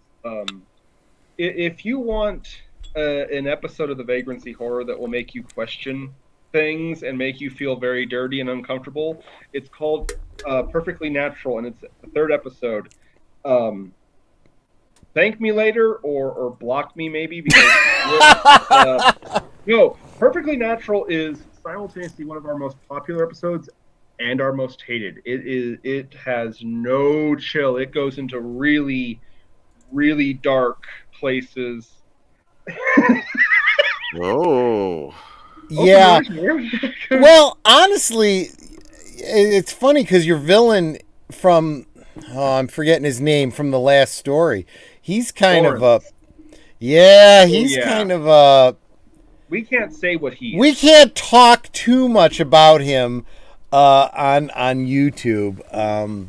All of my videos are backed up to Rumble, but this isn't going directly to Rumble, so it's probably not wise that we get too into it. But let's just say he's got a background very similar to Freddy Krueger.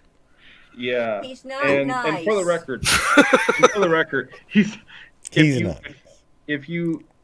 If Lawrence upsets you, if you don't like Lawrence, if you want him to die, that's the point. He's the villain. Good. Yes, exactly. You're not supposed to like him. And just for a spoiler warning, he doesn't like you either. Yeah, that's probably the case. But Tara, oh boy, yeah. She scared the tar out of me. She traumatized me so bad with Tales from the Crypt. So you've talked a lot about Tales from the Crypt, and I see the correlation. Are you aware of? Were you a fan of Tales from the Dark Side? Yes, I am, and in fact, actually, episode 2, The Unformed King, we have a little tribute homage to the opening of Tales from the Dark Side. Well, I'll have to double check that, but I don't know if it's appropriate to say it this way, the theme music for your channel, the main musical riff for your channel, to me is very evocative of the theme music from Tales from the Dark Side. And I love that. That is just awesome to me. I love that song, and it was completely created by Kobold's Corner. I am basically tone deaf. I don't know anything about music. I have a funny story about that, but I'll get to that in a minute. Pretty much all of the music that you hear after the first episode, because the first episode we used royalty-free music, and Kobold's Corner actually pulled me aside and said, "You're not doing that again." Period. You're not using royalty-free music again. And he created that music, and honestly, I kind of just stood back and watched. It's great.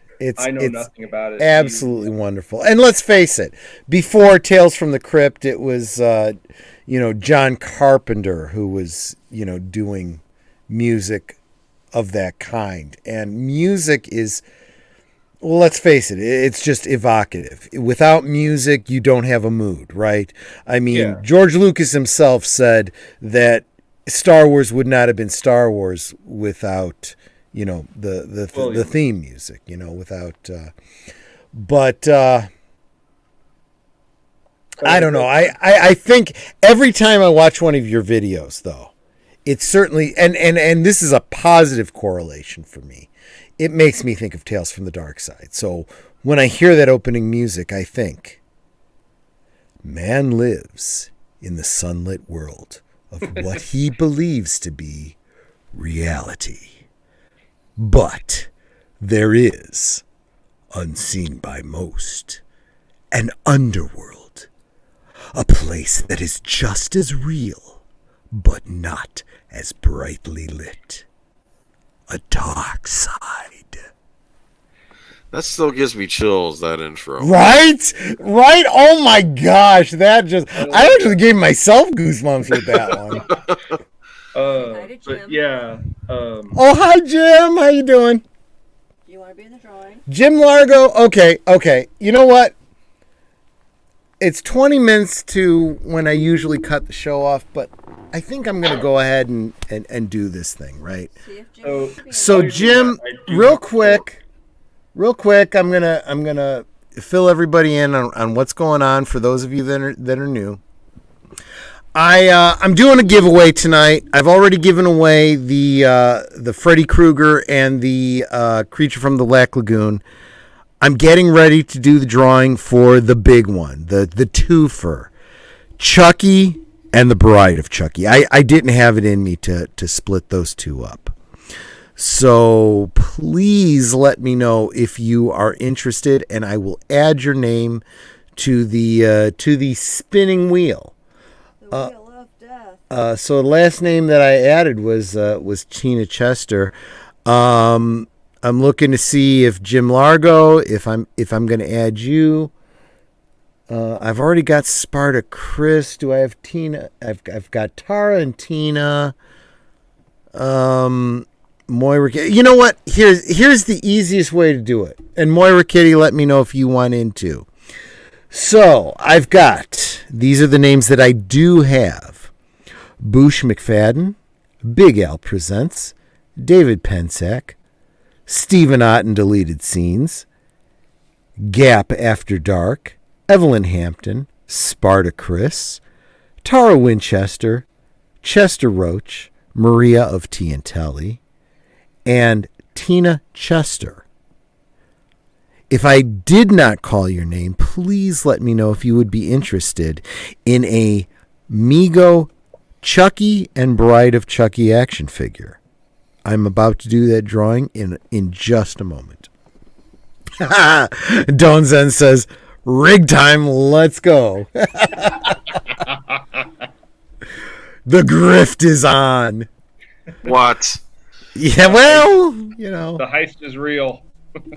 And like I said, if anyone feels grifted, if anyone is terribly disappointed that they missed out, reach out to me afterwards. Maybe there's something else I can work out for you, because I've actually got more Mego figures to give away. So, you know, that's fine too.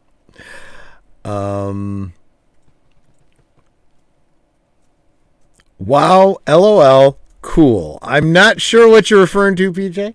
Actually, I'm not seeing your name in here, PJ. PJ, are you interested? I will add you to the spinning wheel if you are interested. The spinning wheel of doom. Well, I mean, if you receive a Chucky doll and a Bride of Chucky doll, it kind of is like a kind of doom, isn't it? No, not at all. This is a positive space. It's a married couple. It's the wheel of love. That's, I mean, hi, I'm Chucky. I want to be your friend. Well, he does say here's that. My wife. Do you want to bring up the topic of open relationships again? And why is my face all effed up? Well, because my wife hates me and she beats me. You know what I mean? What can I say? What's kind of funny is my stepdaughter, Stephanie, was scared to death of Chucky. And so I said, you know what we got to do? We got to get a My Buddy doll. You remember My Buddy? It's kind of what they parodied with Chucky. Yeah. I'm like, we got to get a My Buddy doll and leave it, like in the front room and have her like freak out about it. And then one night when she goes to bed, just swap it out with a Chucky doll. She'll freak the hell out, I totally understand why she moved out as soon as she turned 18. I just, it was just, real quick, I want to say hi to Kobold's Corner. Kristoff is a dork, apparently. This is somebody who knows you, Kristoff. I wouldn't. Kobold's Corner. That's the guy who created creates the music for the show. And we were just talking so highly about the music that you do on the channel, and you got to come and pick on my guest bartender. That's not nice. So Kobold, we are getting ready to do a drawing for a Chucky and Bride of Chucky Mego figures. Just want to know if you want in, and I will add your name to the drawing. Yeah, I'll show them. Yeah. Don't hold them so close because. In biggin. There they are. Yep, Chucky and this is the pretty one, right? And this is the goofball dude, So these are the figures that I'm getting ready to give away. And Kobold's Corner says, sure, why not? Why not? Throw them into the 1 in 20 chance or whatever it is. I think we're at 11. That's going to be 12. Okay. One last time, folks. I'm going to read through the names. If you do not hear your name, you are not in the drawing. And if you want to be, you need to speak up and let me know. So I have Boosh McFadden, Big Al Presents, David Pensack, Stephen Otten Deleted Scenes, Gap After Dark, Evelyn Hampton, Sparta Chris, Tara Winchester, Chester Roach, Maria of Tiantelli, Tina Chester, and Kobold's Corner. Am I missing anyone? I will give you a few minutes, and then I am going to go ahead and spin the wheel. Did you know a kobold is a mythical creature? As far as I know, it's just a D&D character. It's a little dog creature. They're like 4 hit points, and they're the only creature you can kill at first level. They're little lizard dudes. Little lizard dogs, yeah, exactly. And usually there's nothing to them, but you send like 110 of them at a group of 4. It might be a little bit of a challenge. Yeah. Originally from German fairy tale folklore. I did not know that. I have learned something new tonight that I will promptly forget because I am drunk as hell. So, okay, I'm getting ready to spin that wheel. If you don't see your name up on that wheel, you're going to be out of luck. Or you could just send me a private message and we'll see what we can work out. All right, I'm going to go ahead and do this thing. Here we go. And here we go. Here we go. Stephen Otten deleted scenes. You will be getting the Chucky and the Bride of Chucky. And thankfully, Netter is taking down all of these names because I ain't going to remember shit tomorrow. Hey. And do the little figures come to life? Like when you're not looking?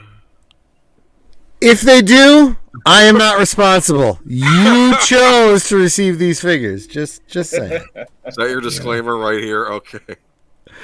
So those are my drawings. That's my way of saying thank you, guys. But by all means, if you're feeling rooked, if you're really upset, if there was a figure you really wanted, and you want to hook up, send me a link. Send me a direct message. I'll see what I can work out for you. I might be able to help you out. Okay, but it's just my way of saying you guys are awesome. I super appreciate it. And half of y'all are here because of Kristoff. The other half of you need to subscribe to Kristoff, okay? Please, because that's why I got him here. He's got this incredibly interesting anthology horror story going on his channel, and I just feel like you guys would all enjoy it. That's why I share this stuff with you, because I think it's stuff you would enjoy. What do you have coming up? I mean, is there anything you can share with us about what's coming up in the future? Well, like I said, we are actually going through a story arc that has to do with the town of Peaksport, the water plant that got destroyed that we talked about in the past 2 episodes, I would say.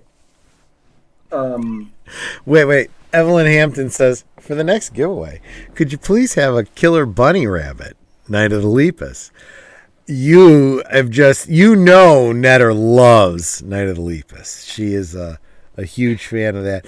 Before it was released on DVD, I managed to get her a DVD copy of it. It was a bootleg, sure, but it hadn't been released yet. This is what I do. VHS. It was on VHS. We had to transfer it to DVD. That's right. Because my sister. Go ahead.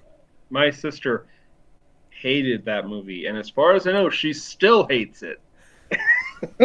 It's one of those movies that it's so bad it's good type of thing. I agree. Yeah, that's right. D. Kelly was in it, so yeah. Yeah, I don't know if she still detests that movie, but she did when we were kids. There's definitely value in that, but yeah. Anyway, I'm sorry I interrupted you, Kristoff. Go ahead. No, it's fine. As far as what's coming, I'll say this: we have seen the end of Lawrence, but we have not seen the last of him. I'll throw that confusion. After all, these stories are told out of order and whatnot, so yes, we have seen.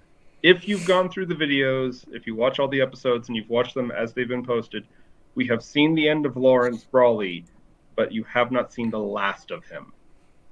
And there's my sister, of course, running in the fuck the bunnies. They attack the horses, so fuck the bunnies. I'm with you on that, Tara. You're absolutely right.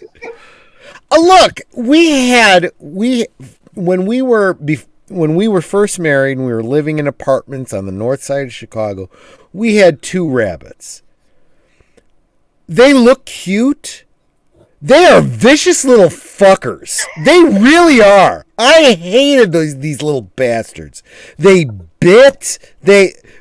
Fuck those things. Seriously, I would seriously rather have a horse. Horses are so much more gentle, so much more trainable.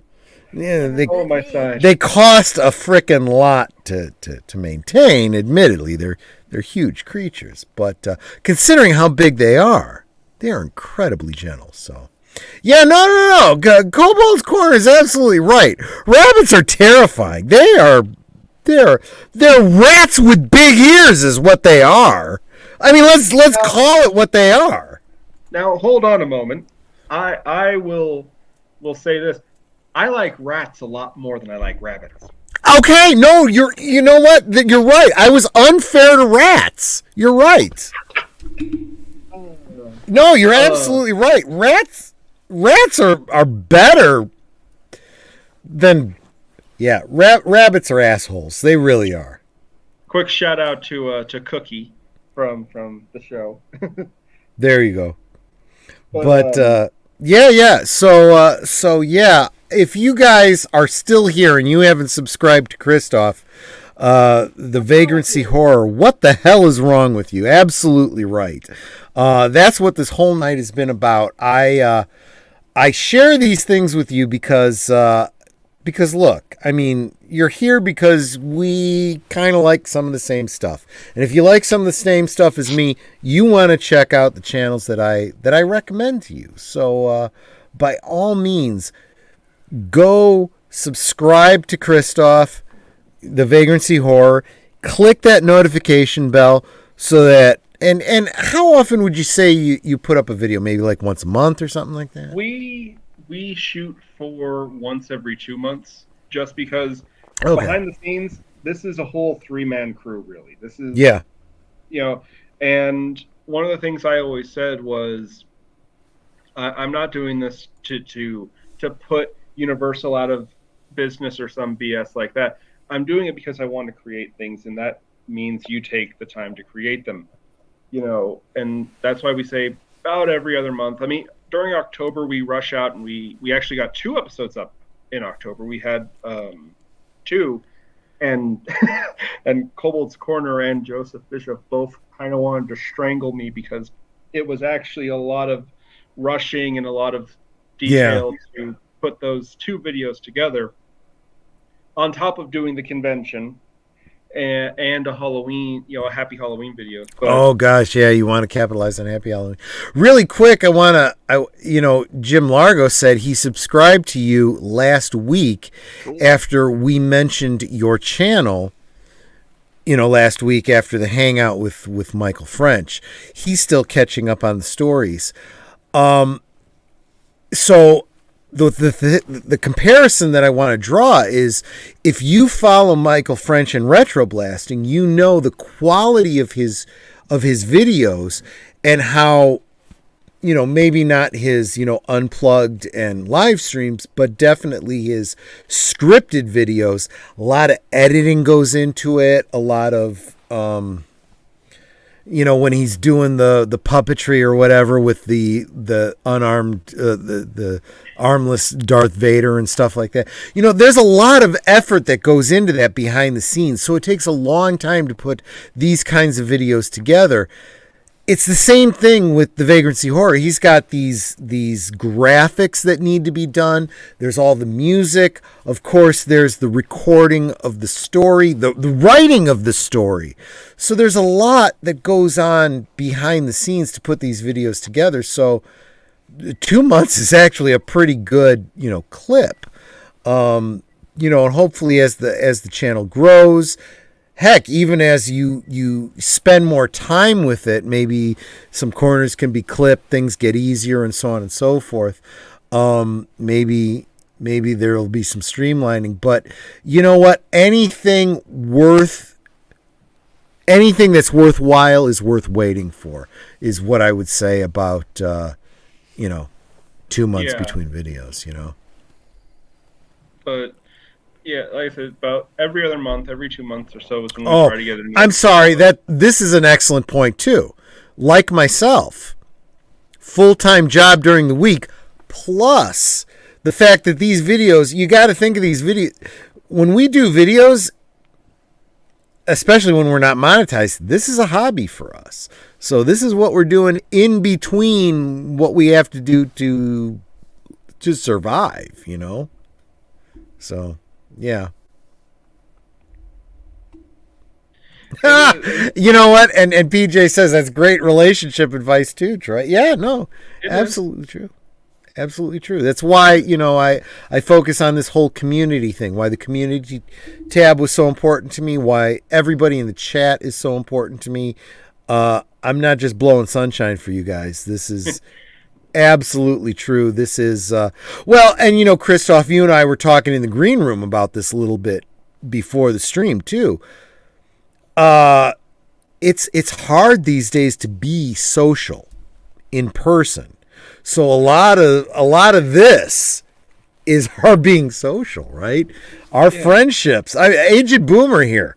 Aged Boomer is one of my best friends, and we've never met face to face. We have not. That'll have to change at some point. Yeah, but yeah.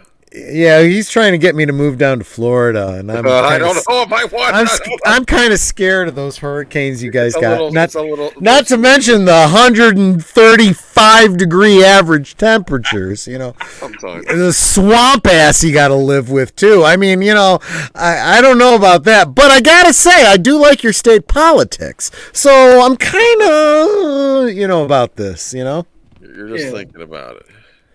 And I didn't mean to go here, and honestly I'm not. But Kristoff, I see you follow me on the Twitters, and you're liking all my comments.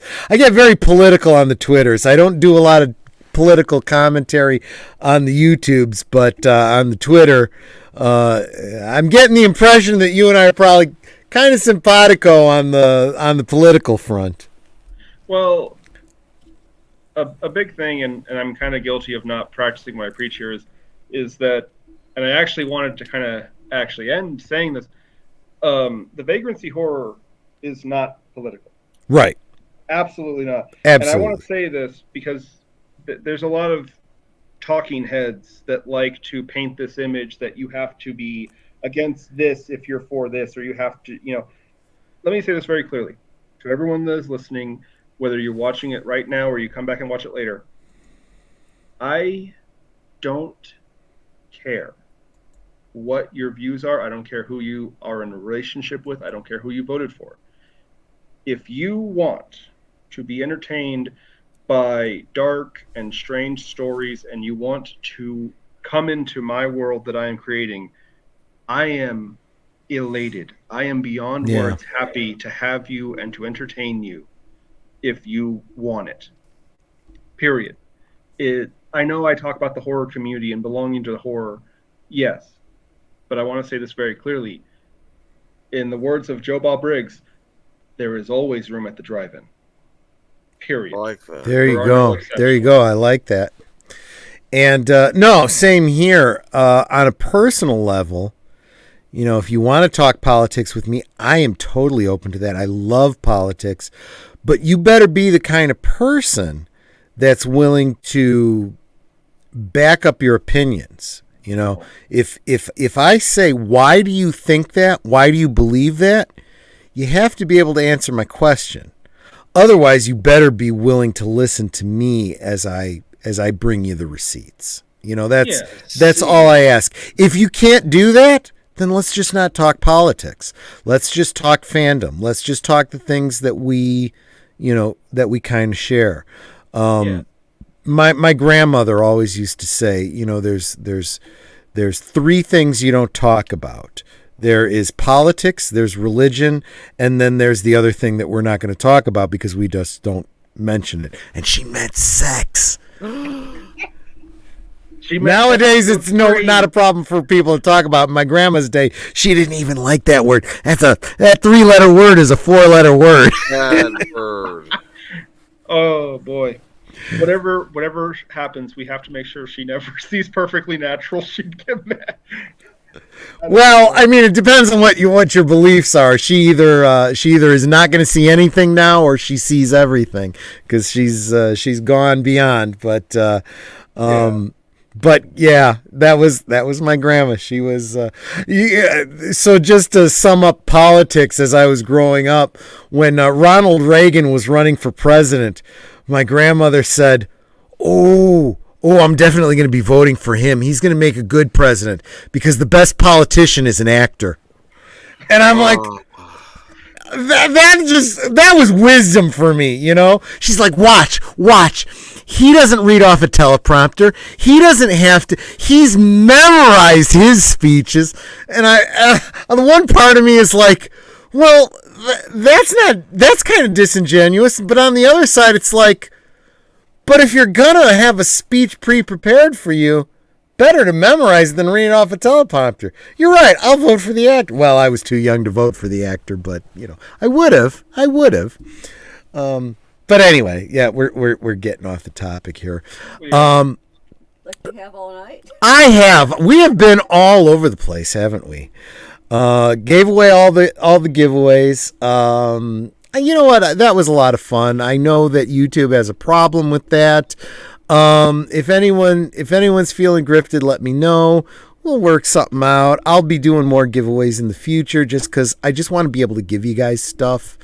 I do. I mean, really, I so appreciate you guys. It would be great to be able to, send stuff to y'all. But anyway, that's all I got.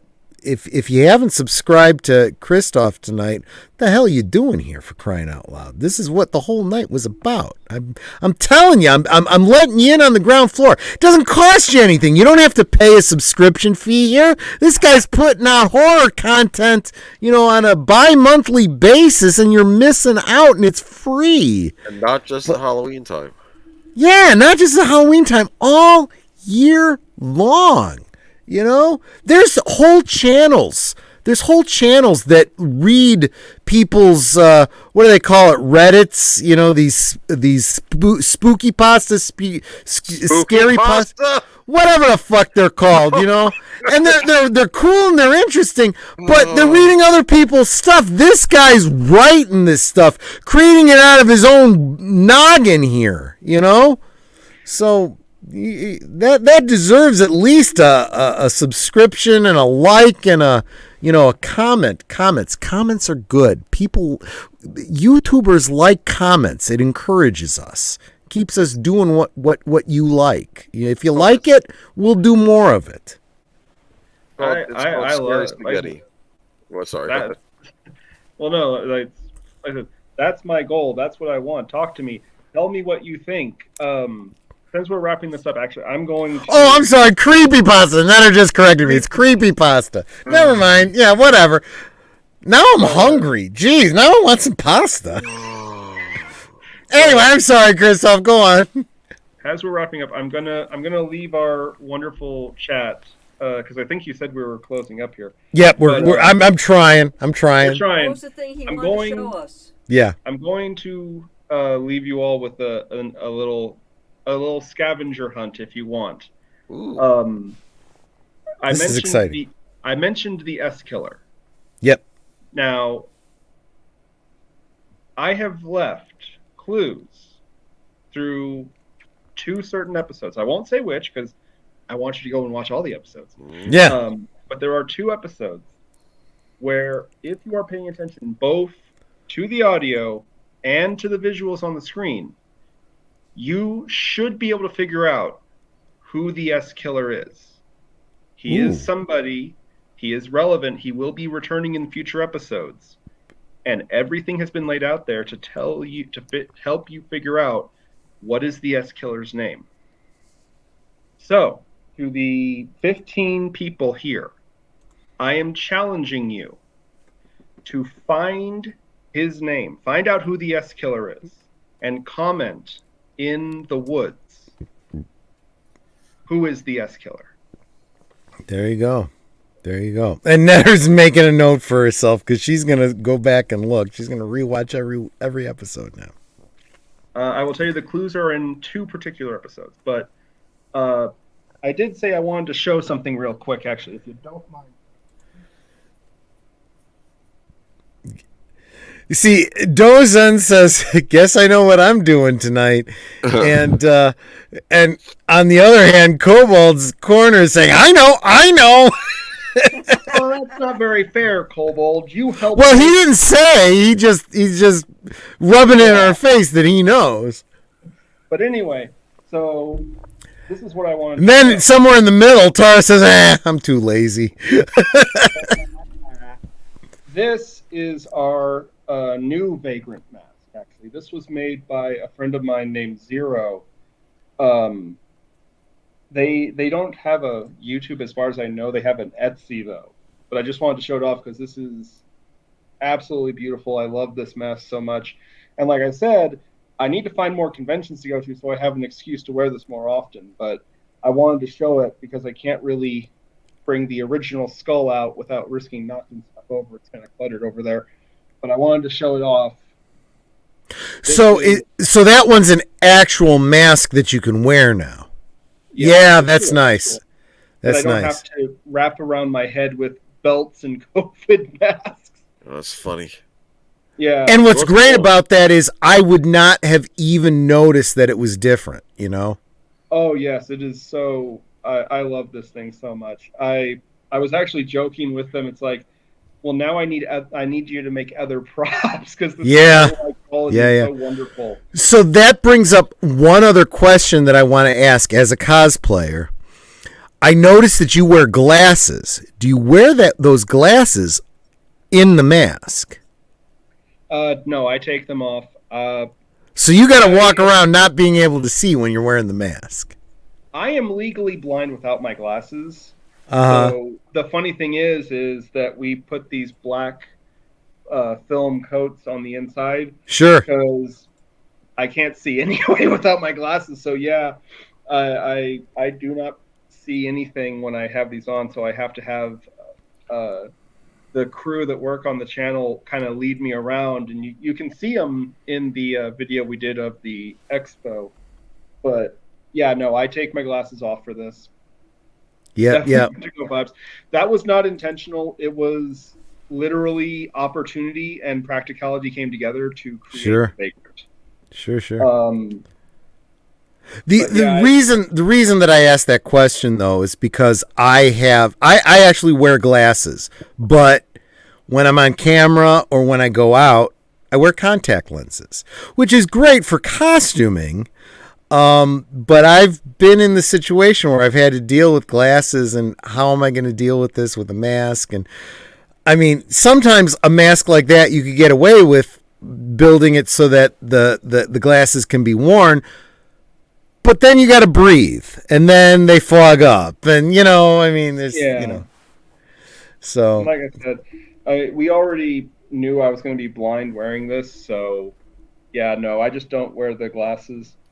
But I wanted to show off the mask because I love this thing.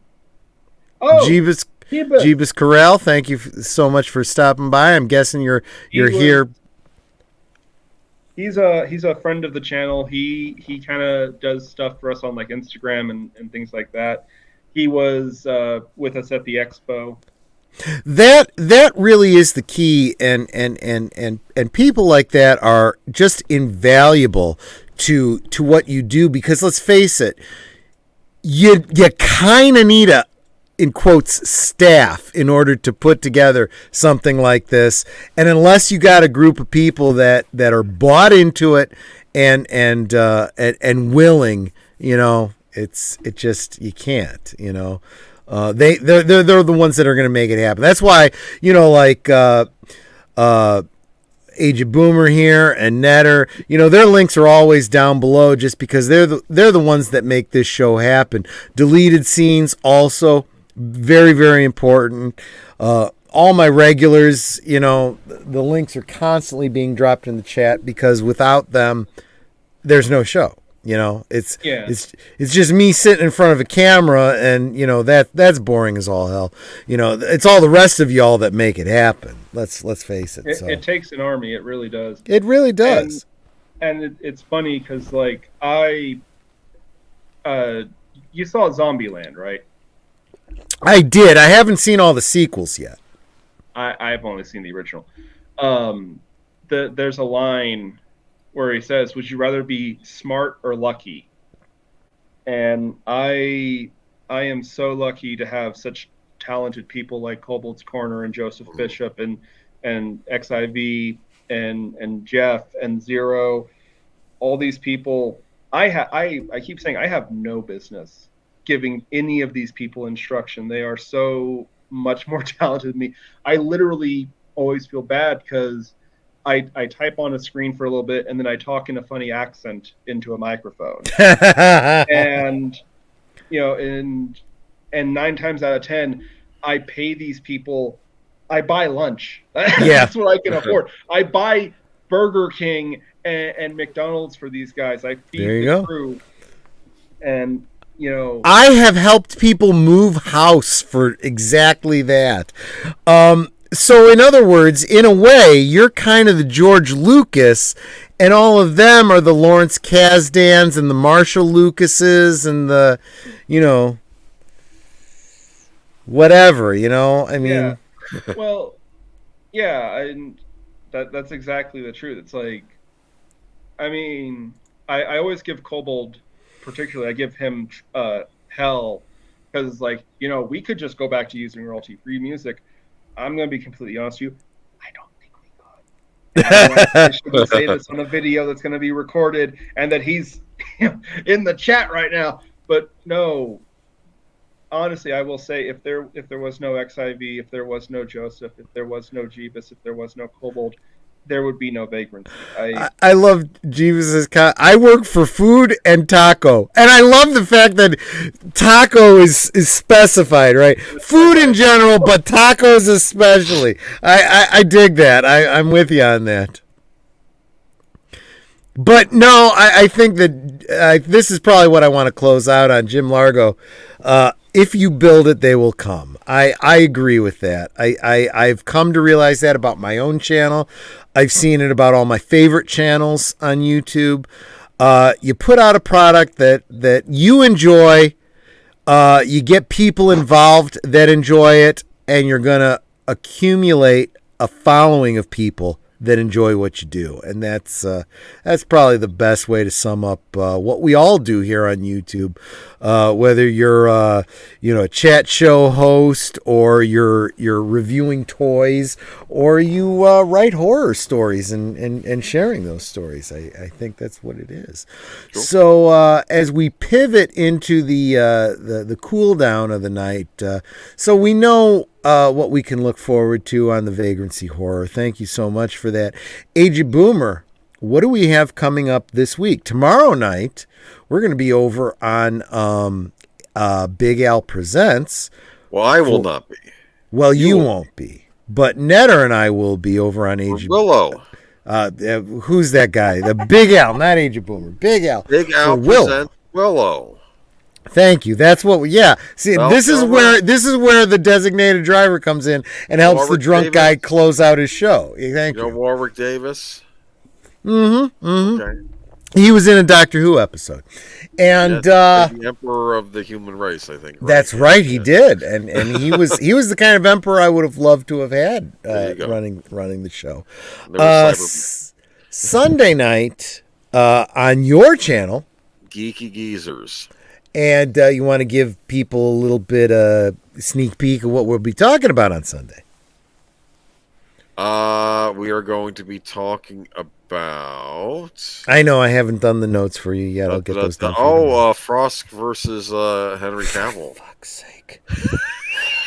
Actually, I think it was... I think she's just jealous because she can't get a date with Gina Carano, I think is what it really is. There's a Home Alone sequel, and we might talk about the original Home Alone on good old days. I think that would be awesome. We got other good stuff too, and maybe probably some more Warner Brothers to talk about, and some gaming. I'm telling you, man, people news. are getting disappearing left and right over there. It's like a slash. And well, they should. Well, they frickin' should. And we'll. Okay. I'm gonna give away the big spoiler. We'll be talking a little bit about what David Zaslav said in the earnings call, where he basically shat all over the Schneiderverse and pretended like it didn't exist. We'll get into that, and I'm kind of liking this Zaslav more and more and more. You know. Cool. But let's see. Do we have a Batman show on Monday with? Soundtracks with Birdman? There should be one. You can keep an eye on this channel. We just make sure you're subscribed to Soundtrack with Birdsman. Surge Bands with Birdsman, yeah. Soundtracks with Birdman, Batman show on Monday. But what about Wednesday? On first we have Tuesday. What's Tuesday? Mr. Matchstick's channel. Oh, that's right. You and me and Matchstick over on Mr. Matchstick. I watched the Wonder Woman one.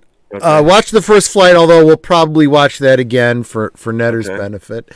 And what was the third one? Justice League New Frontier.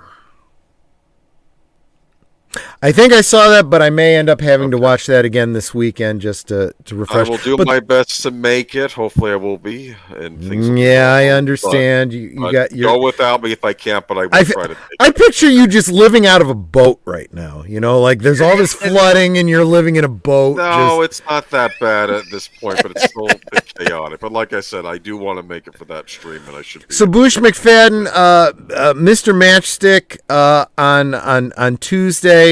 You know, you might enjoy, coming, hanging out, and hearing what we have to say. We're going to be reviewing those 3 films, and obviously you're already a fan. We're kind of doing that because we've been feeling like these animated features that Warner Brothers has been doing have been far and away better than any of the live action stuff they've been doing. Well, yeah. Although that may be turning around in pretty short order. We'll be talking about that a little bit going forward. So that's Tuesday, Wednesday. Nothing on Thursday, which brings us to next Friday. Next Friday here on my channel. Who is my guest next week? Next week. Oh, speaking of Warner Brothers DC, my guest next week, special guest behind the bar and celebrity bartender, will be a Joker voice, and I believe he actually is a mixologist. So I mean, he's literally going to be filling the role he's meant to fill. So he's coming over. Yeah, he's coming over. He's gonna mix my drinks for me, so you don't get to say when I get cut. No. Yeah. But he'll be here to enthrall us, and we'll probably be talking comics, and we'll DC news, and a little bit about his channel, and what it's like dating Harley. You know, I mean. We'll see. All right. But that's which brings us around to the next Saturday over on Netter's Network. Netter, what is going to be the rewatch in a week from tomorrow, Netter? We will be watching. We are going back to one of my favorite subjects of rewatches, time travel for The Butterfly Effect. Oh, that's an interesting movie. And we just have to decide which ending we're going to do. Yeah, which cut? There's cuts, right? Yeah. We have multiple cuts on that DVD, and I can choose. Do we watch the original ending? Do we watch the theatric ending? Or do we watch the happy, sappy, stupid ending? And I was like, no, I don't like the ending where they don't learn anything. But that's what we will be doing a week from tomorrow. So Tuesday, what time is that, Agent Boomer? Do you know off the top of your head? not off the top of my head. 8:30. I want to say. I want to say PM. it's like 7:30 Central Time. Yes. That's usually when he has them. Yes. Usually it's like 7:30 Central Time. Yes. Yeah. And you know what I'll do is I will make sure that I put a link on my community tab. That's just an easy way to do it. And of course, I'll send it out on the Twitters and the MeWe groups and the stuff like that too. So sounds fun. So make sure you check out my About page and see all the different social type medias where you can follow me so you can keep up with all the crap that I'm doing throughout the week. So there you go. So any last words, Kristoff? Donect itorum convenient. I'm glad you brought that up because, guys, learn Latin. If you learn no other language, you learn Latin. It is the power language. It is the language of lawyers, doctors, priests, and sorcerers. You need to learn Latin, okay? And it's funny because growing up Catholic, as an altar boy, I learned a great deal of Latin just by osmosis. I was over at a buddy's house, my buddy Chris, my attorney, actually.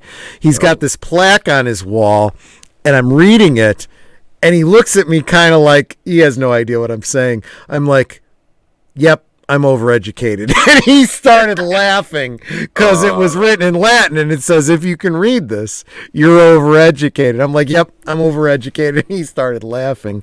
You know what I want on my tombstone when I die? Fuit Ilium. Troy was and is no more.